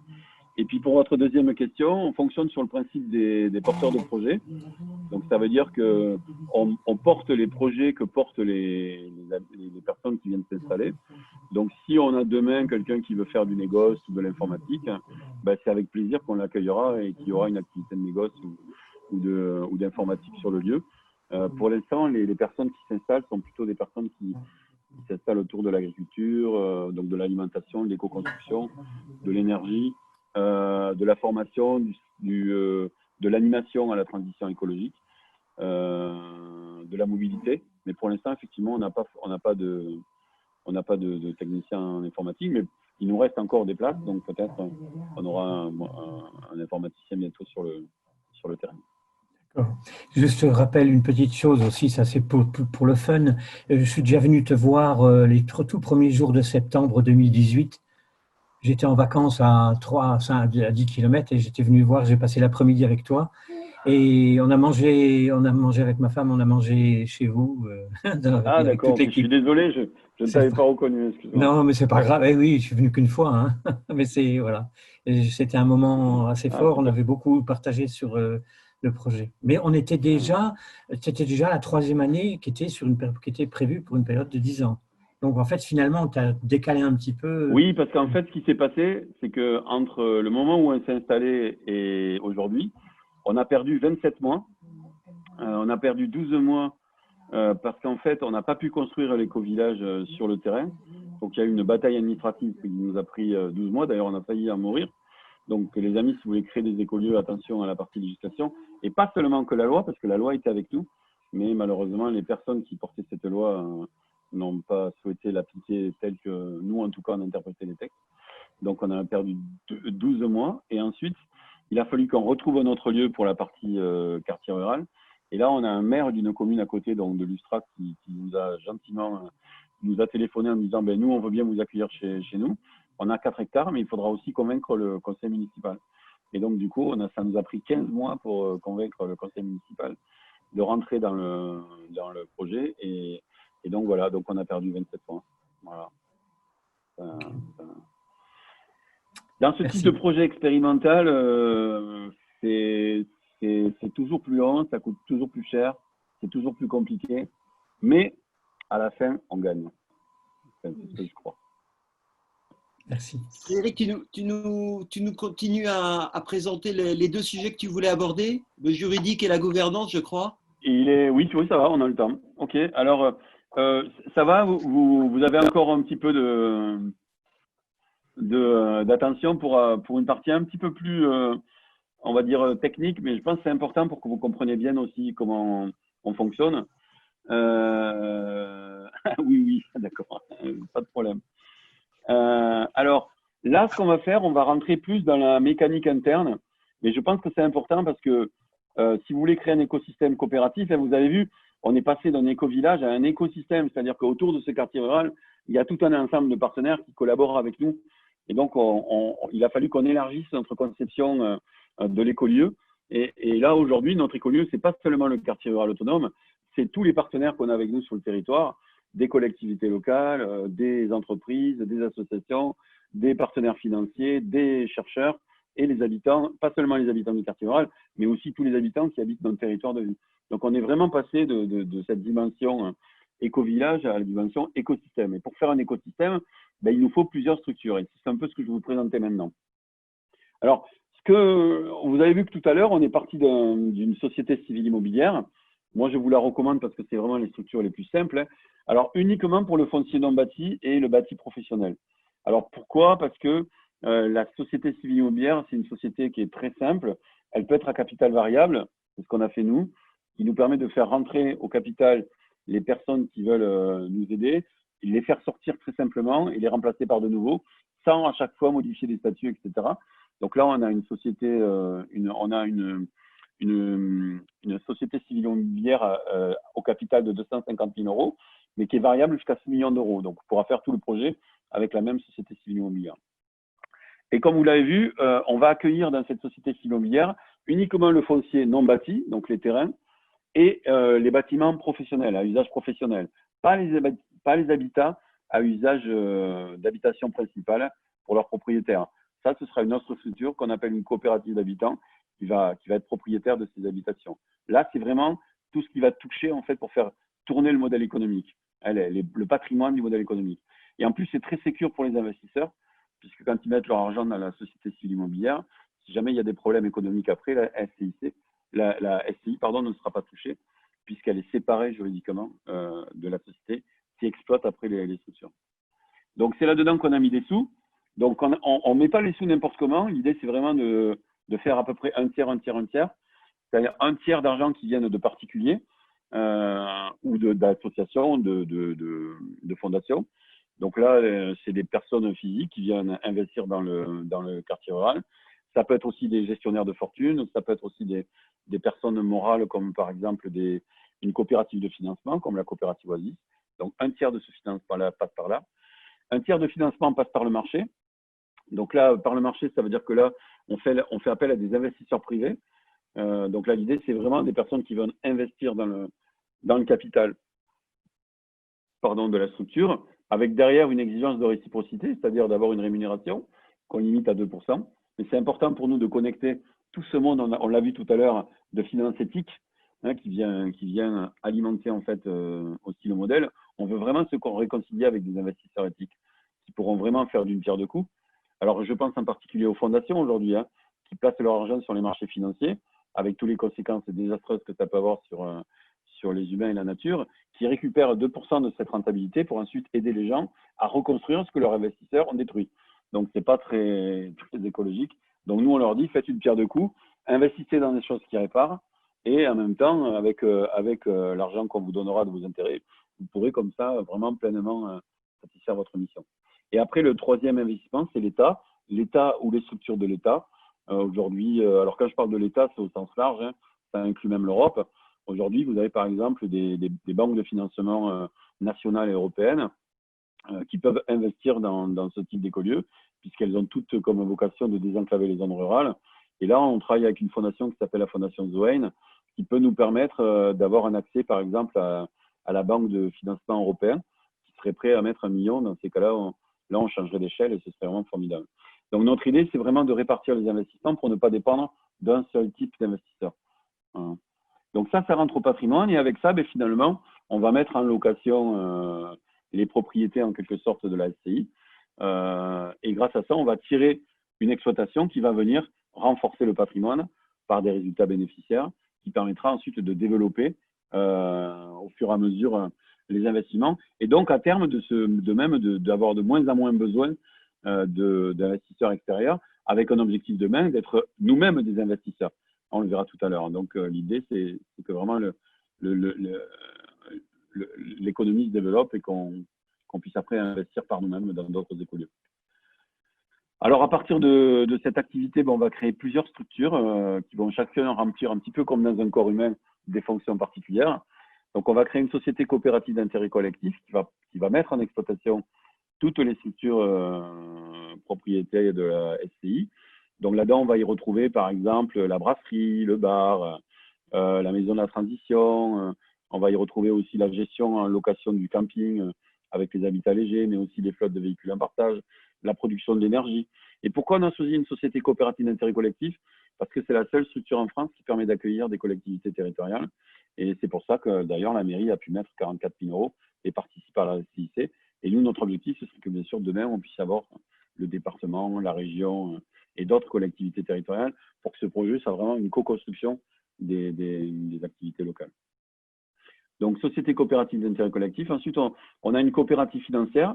Donc, la coopérative financière, ben, du coup, on n'a pas eu besoin de la créer. Donc, on a utilisé la coopérative Oasis, donc, qui a été lancée par le mouvement des colibris, qui aujourd'hui est devenue autonome sous le nom de coopérative Oasis, et donc qui est une institution financière labellisée Finansol qui permet de défiscaliser 20% du montant des apports des investisseurs, qui permet aux investisseurs de faire une opération fiscale et en même temps, nous, de récupérer cet argent pour les remettre au service du commun. Donc, tout le monde y gagne. Et ça permet de drainer des fonds éthiques, pour le coup, là, à travers la coopérative financière.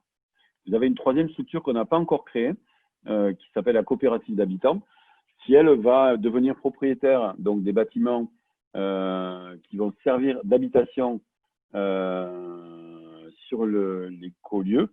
Alors, pourquoi on a fait ça? Parce qu'on voulait vraiment séparer la propriété lucrative, donc qui sert à louer et à faire de l'argent avec, de la propriété d'usage, qui permet, elle, d'utiliser le bien pour son propre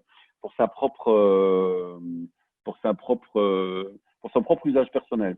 Donc, pour différencier vraiment ces deux types de propriétés, on a deux structures. La coopérative d'habitants qui sera propriétaire donc des appartements, des maisons, des habitats groupés qu'on va faire sur le terrain. Et chaque habitant sera à la fois locataire d'un des appartements, propriétaire de parts sociales dans la coopérative d'habitants et aura une rémunération qui est liée à son apport à la coopérative. Voilà. Et donc, ça nous permet de séparer aussi les problèmes liés, par exemple, à la transmission des biens à leurs enfants, parce que si jamais, par exemple, une personne du quartier rural décède et que son fils ou sa fille veulent reprendre la maison, ils ne pourront pas. Ils ne pourront que récupérer les parts sociales ou profiter des 2% de rémunération de ces parts sociales. Et par contre, pour habiter à la maison, ben, il faut qu'ils soient locataires, donc qu'ils soient acceptés par les propriétaires, et derrière qu'ils soient vraiment respectueux de la charte de la coopérative d'habitants.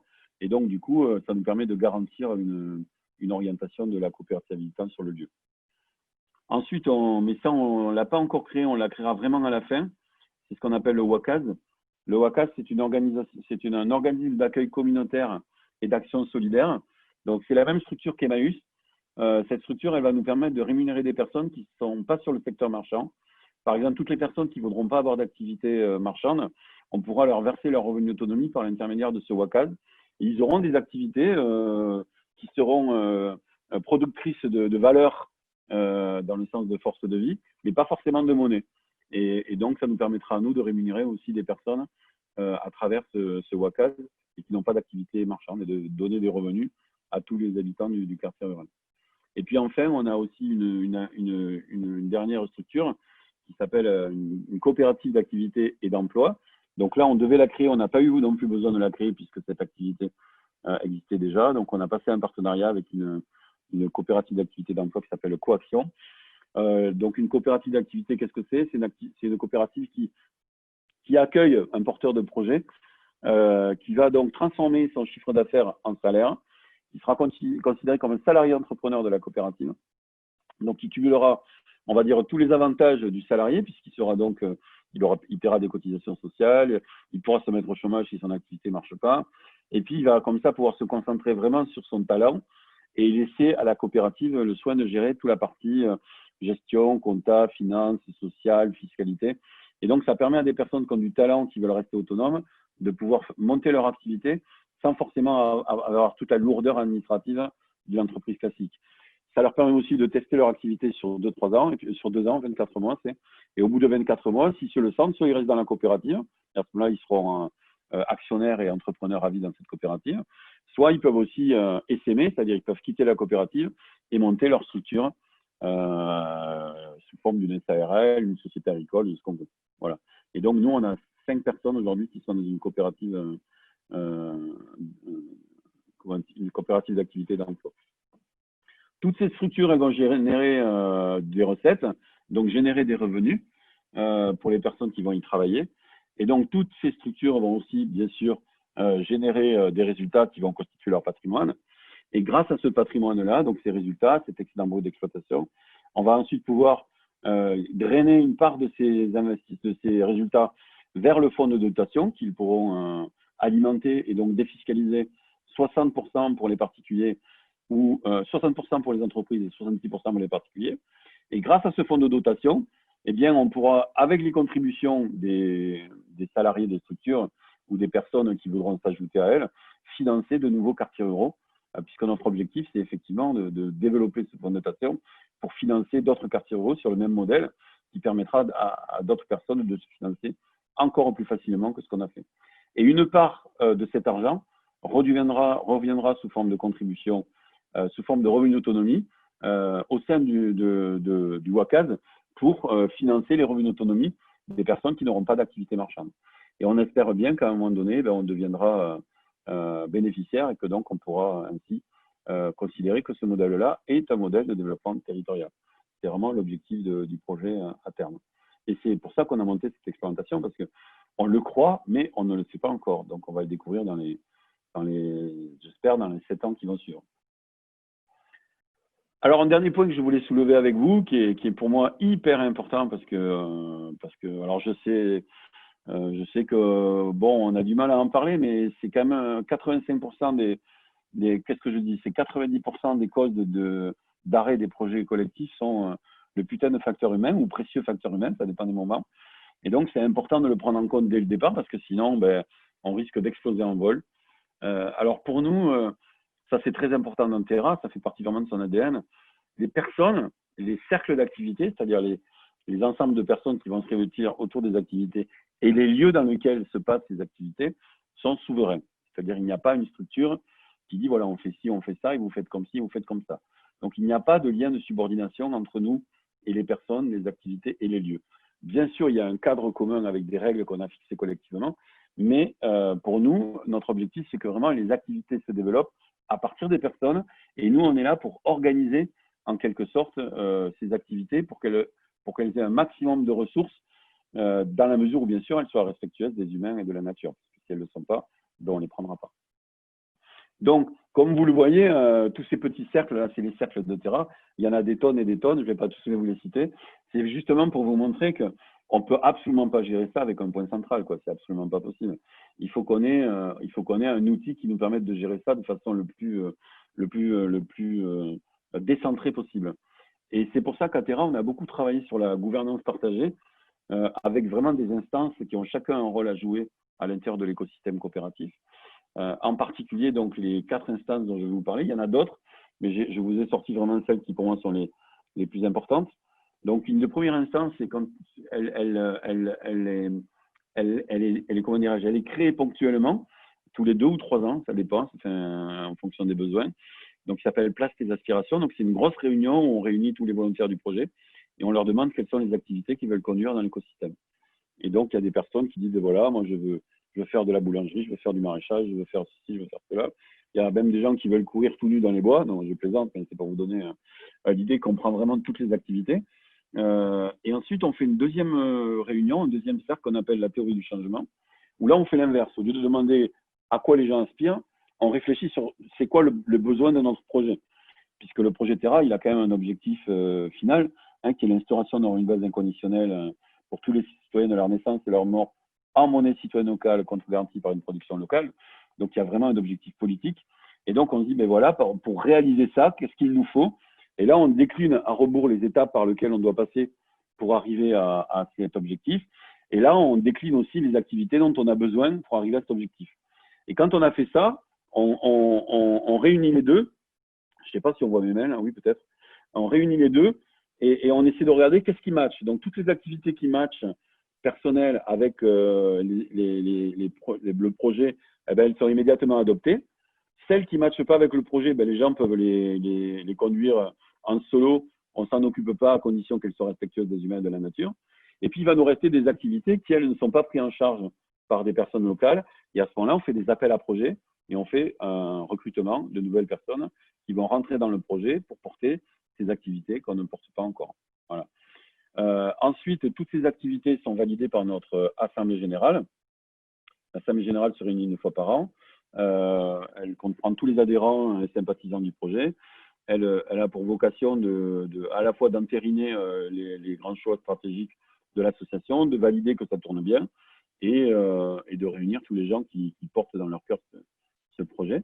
Donc, les cercles ont une validation officielle avec un budget lors de l'Assemblée générale. La prochaine, elle est en septembre, si vous voulez y participer.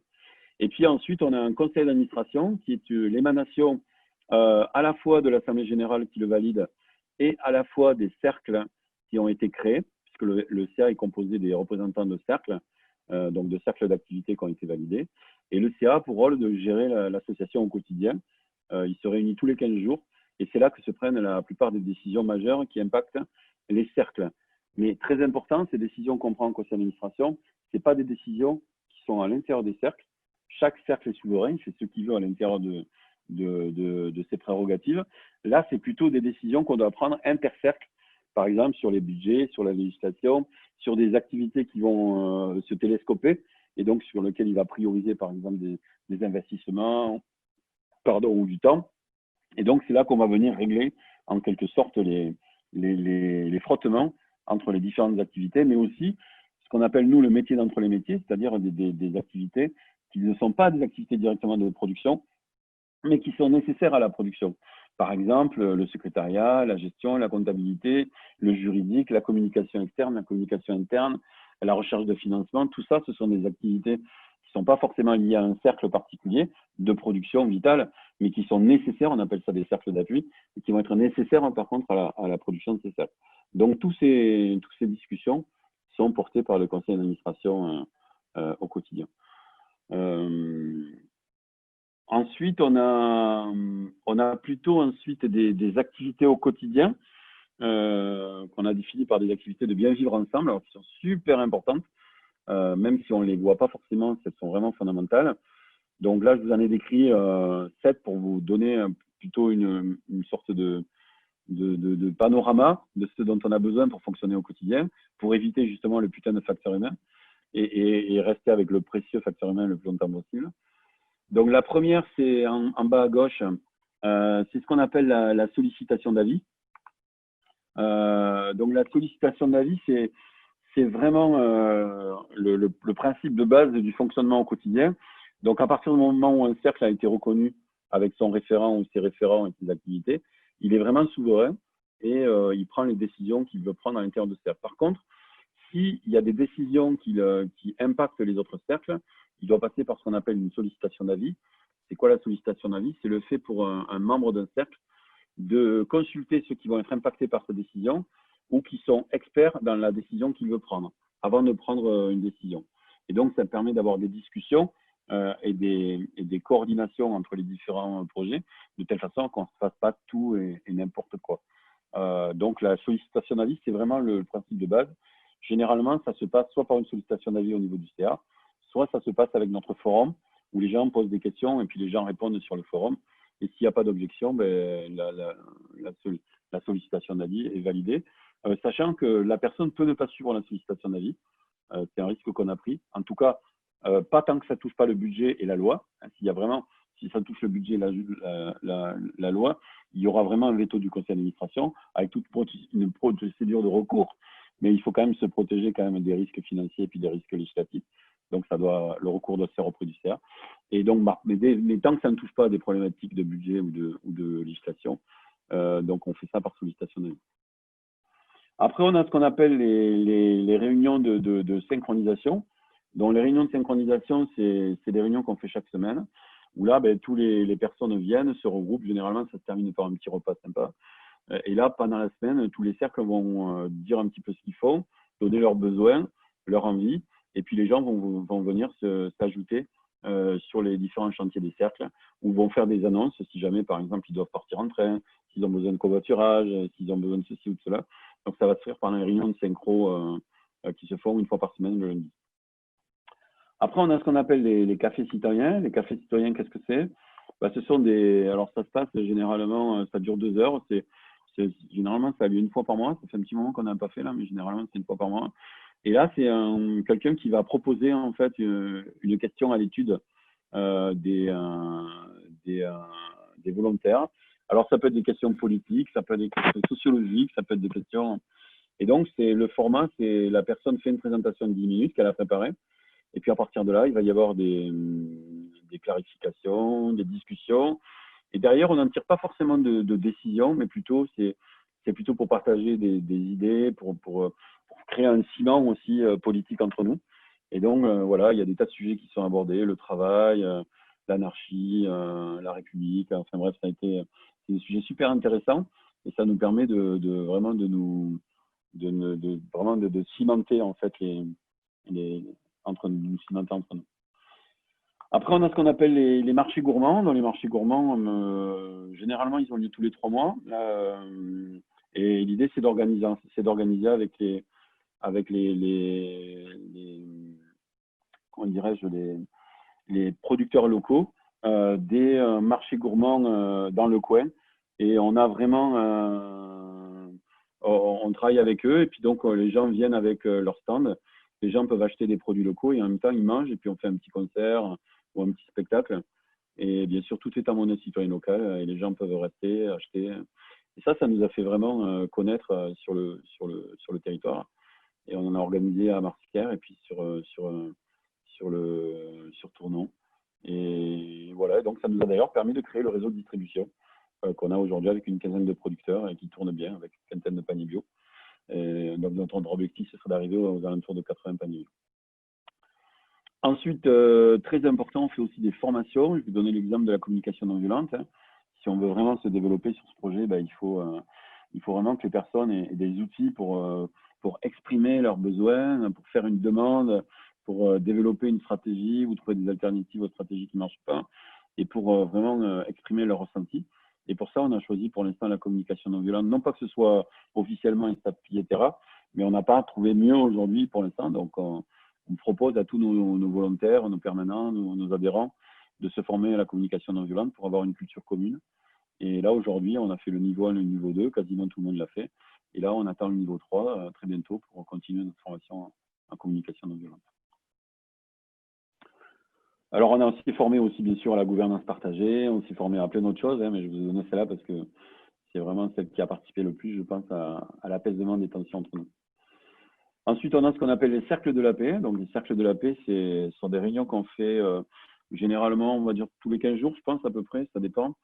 Où là, chacun peut s'exprimer à tour de rôle en passant un bâton de parole de l'un à l'autre. Et là, chacun exprime son ressenti, chacun exprime ce qu'il a sur le cœur. Ça peut être vraiment n'importe quoi, des problèmes perso, des problèmes de travail, des problèmes de relations. Ça peut être des choses métaphysiques, ça peut être des choses très, très, très personnelles. C'est très, très intense, un cercle de la paix. C'est ouvert à toutes les personnes qui veulent y participer, y compris les volontaires de passage.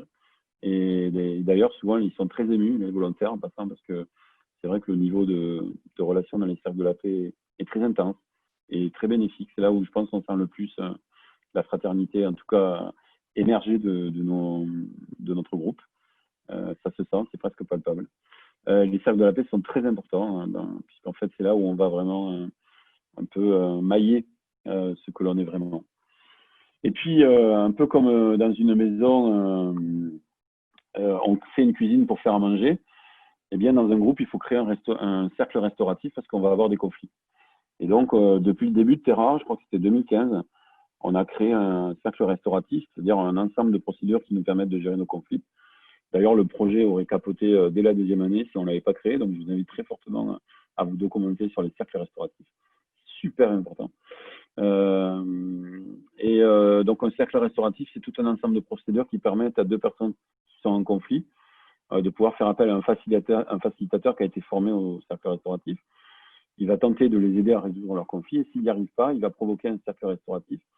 C'est-à-dire, chacun des 2 protagonistes va faire appel à des personnes qu'il a envie de voir dans le cercle. Toutes ces personnes vont se réunir, généralement, ça dure entre 3 et 9 heures. Ça va dépendre de la complexité des problèmes à résoudre. Et donc, la personne qui a provoqué le cercle restauratif va exprimer l'objet de son conflit à la personne qui est l'objet de son conflit. Et puis, le facilitateur va aider la personne à reformuler l'objet du conflit de la personne. Et puis, progressivement, les personnes vont apprendre à s'écouter. Il y a plein de choses qu'ils ne vont pas comprendre et plein de choses qu'ils n'auront pas entendues. Et donc, tous les gens qui sont autour d'eux vont les aider à reformuler ce qu'ils n'ont pas compris, de telle façon à ce que progressivement, ils se rendent compte qu'une grosse partie de leur conflit est généralement liée à un problème de communication. Et pour l'avoir vécu plusieurs fois, je peux vous dire que c'est un outil qui est vraiment super puissant, puisque, par exemple, moi, avec un ami qui est vraiment un ami très, très proche, on avait de gros soucis au départ, on était vraiment proche d'un conflit grave, et que maintenant, on est les meilleurs amis du monde, et ça se passe super bien. On est super content d'avoir fait ce travail-là, parce qu'on a compris pourquoi on était en conflit, et maintenant, on fait beaucoup plus attention à la façon dont on se parle, et on prend soin de notre relation. Voilà, et donc le sacré restauratif, pour moi, c'est vraiment aussi fondamental que la cuisine dans une maison. C'est vraiment un outil extrêmement important. Voilà, je pense que j'ai fait le tour. Ah oui, j'ai oublié de vous parler de Shabada. Donc Shabada, c'est le seul membre de Terra qui a son revenu de base à monnaie citoyenne locale. Mais cette monnaie citoyenne locale, c'est des croquettes. Il n'est même pas obligé de chasser des souris. Donc c'est vraiment notre mascotte. Il produit aussi beaucoup d'externalités positives. Qui sont par exemple les câlins. Donc voilà, c'est une machine à câlins. Et pour ça, il ne se fait pas payer parce qu'il a un revenu de base. Donc il est super content. Et pour nous, j'aime bien terminer là-dessus parce que Terra, c'est aussi tous les vivants, c'est pas seulement que les humains. Voilà. Merci beaucoup Frédéric, c'était super passionnant. Il y a Stéphane qui a levé la main. Alors Stéphane, vas-y ou allez-y. Oui, bonjour, merci. Vous m'entendez bien? Oui, je vous entends. Ouais, super. J'avais deux questions. La première, ça concernait l'intégration des habitants du village dans le processus de création du Ecohameau. Comment il y a eu des opposants au projet? Comment ça s'est passé? Et ma deuxième question, elle concerne les engagements en termes contractuels avec la commune qui vous accueille. Vous avez évoqué une phase de 15 mois, je crois, pour convaincre le conseil municipal. Est-ce que vous pourriez nous raconter ça plus en détail? Merci.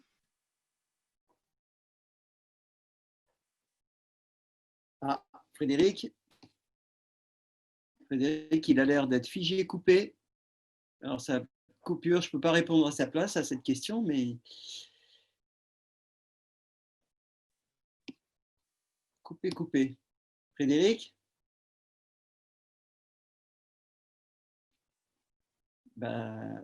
Plus de Frédéric. Bon, c'est comme tout à l'heure, on a une petite coupure. Voilà, il a disparu. Et il revient. Excusez-moi, ça s'est coupé. Ben oui, nous sommes à Massière, une petite ville, à Tournon, une petite ville avec pas de très gros débit. Oui, donc vraiment, autant l'Artel, ça a été vraiment un souci parce qu'on a vraiment des voisins qui avaient le bras long, qui étaient alliés avec le maire, qui était la même instance politique que le président de la communauté de communes, qui était lui-même de la même instance politique que le préfet. Donc, du coup, on a eu vraiment de gros soucis. On a bloqué le projet de construction des maisons sur l'Artel. Et malgré le fait qu'on ait fait des réunions publiques, malgré le fait qu'on ait expliqué, malgré le fait que des personnes nous soutenaient aussi, qui sont venues vraiment nous aider.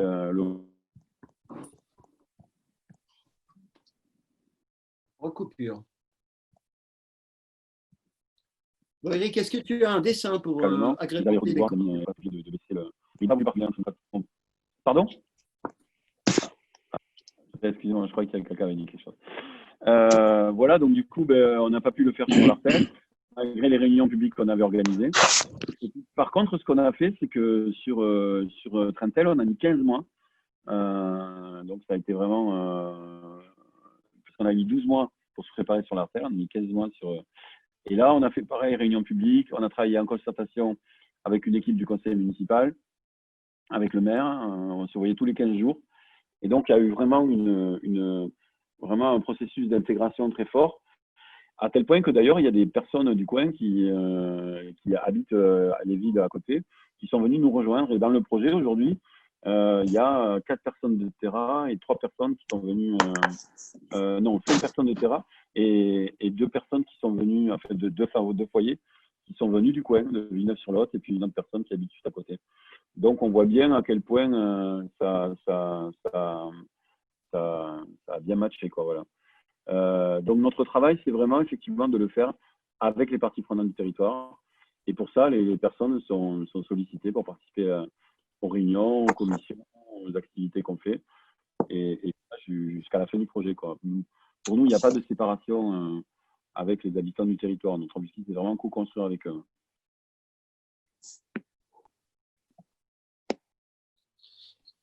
Alors, une petite question, parce que je crois que tu ne vas pas tarder à partir. Il est déjà Malheureusement, je suis désolé. Ouais. Je pensais que ça serait suffisant.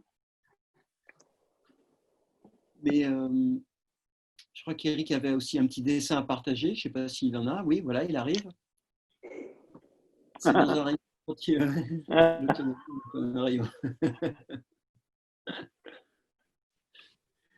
Pas mal. Excellent. Écoutez, en tout cas, merci à tous les participants, merci aux questions, même si vous en avez probablement encore. Moi, j'aurai la chance ce week-end de participer au... Ouais, ils sonnent toujours 2 fois. Ouais. Et même plusieurs fois, hein, je peux te le dire. Donc, en tout cas, oui, moi, ça me donne qu'une envie, c'est de connaître encore plus le projet, voire même de m'y impliquer d'une façon ou d'une autre. Donc, je serais ravi de rencontrer tous les acteurs d'ici quelques jours maintenant, ce week-end. Et je vous souhaite à tous une excellente soirée, un bon repas. Fred Bosquet. Alors maintenant, ça va mieux. Je vais partir sur une touche très positive pour ne pas vous laisser avec cette touche, justement. Ils avaient mis des panneaux sur leur maison, non à l'éco-hameau. Et justement, après presque 1 an et demi de travail de rapprochement, en particulier des maraîchers qui sont très très proches de la maison là, qui était vraiment contre nous. C'est pas vieux, il y a 2 mois, ils ont enlevé le dernier panneau. Donc ça y est, on est réconciliés avec nos voisins et. Pourquoi ils étaient contents? Trop bien ça. Ça recoupe. Il y a une dernière question de Stéphane qui demande s'il est possible d'avoir un retour d'expérience plus détaillé par la suite. De toute façon, Eric, là, il a l'air d'être coupé, notre ami Frédéric. Ouais, il est coupé. Compte rendu de réunion, convention signée. Ouais. Ah, pardon. Ah, il est revenu. Je ne sais pas si vous avez entendu la chute. Non. Je disais juste, vous avez entendu le fait que. Ah, dommage. Donc, ce que je disais, c'est important de se quitter sur une note positive, parce qu'effectivement, les panneaux qui avaient été posés par les voisins contre l'éco-village, il y a 2 mois, ont été entièrement enlevés. Et ça, c'est dû vraiment au travail de rapprochement qui a été fait par les maraîchers de l'Artel avec nos voisins. Et ça, c'est pas bien passé. Voilà. Donc maintenant, il n'y a plus de raison de nous haïr. Oui, Frédéric, il y avait juste une question de Stéphane qui demande s'il est possible d'avoir un retour d'expérience plus détaillé par la suite, compte rendu de réunion, convention, signé, etc. Alors oui, tout à fait. Oui, tout à fait. Alors, ce que je vous propose, vous avez vu sur mon image, il y a mon mail contact@terra.coop.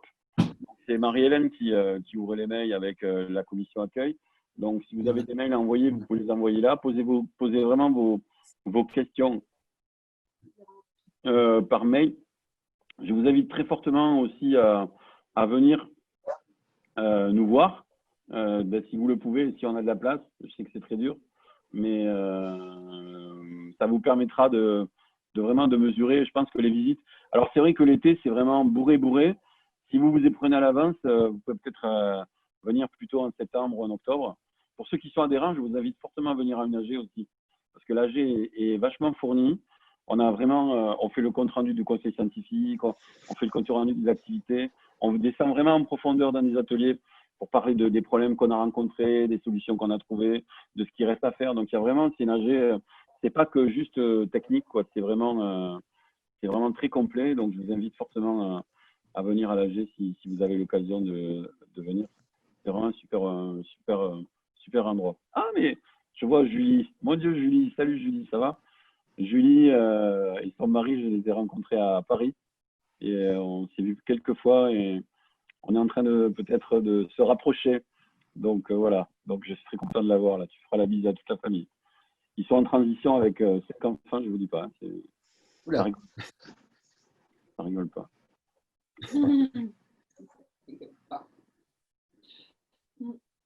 Bon, eh ben, merci encore une fois donc à tous et puis à très bientôt pour nous. Voilà.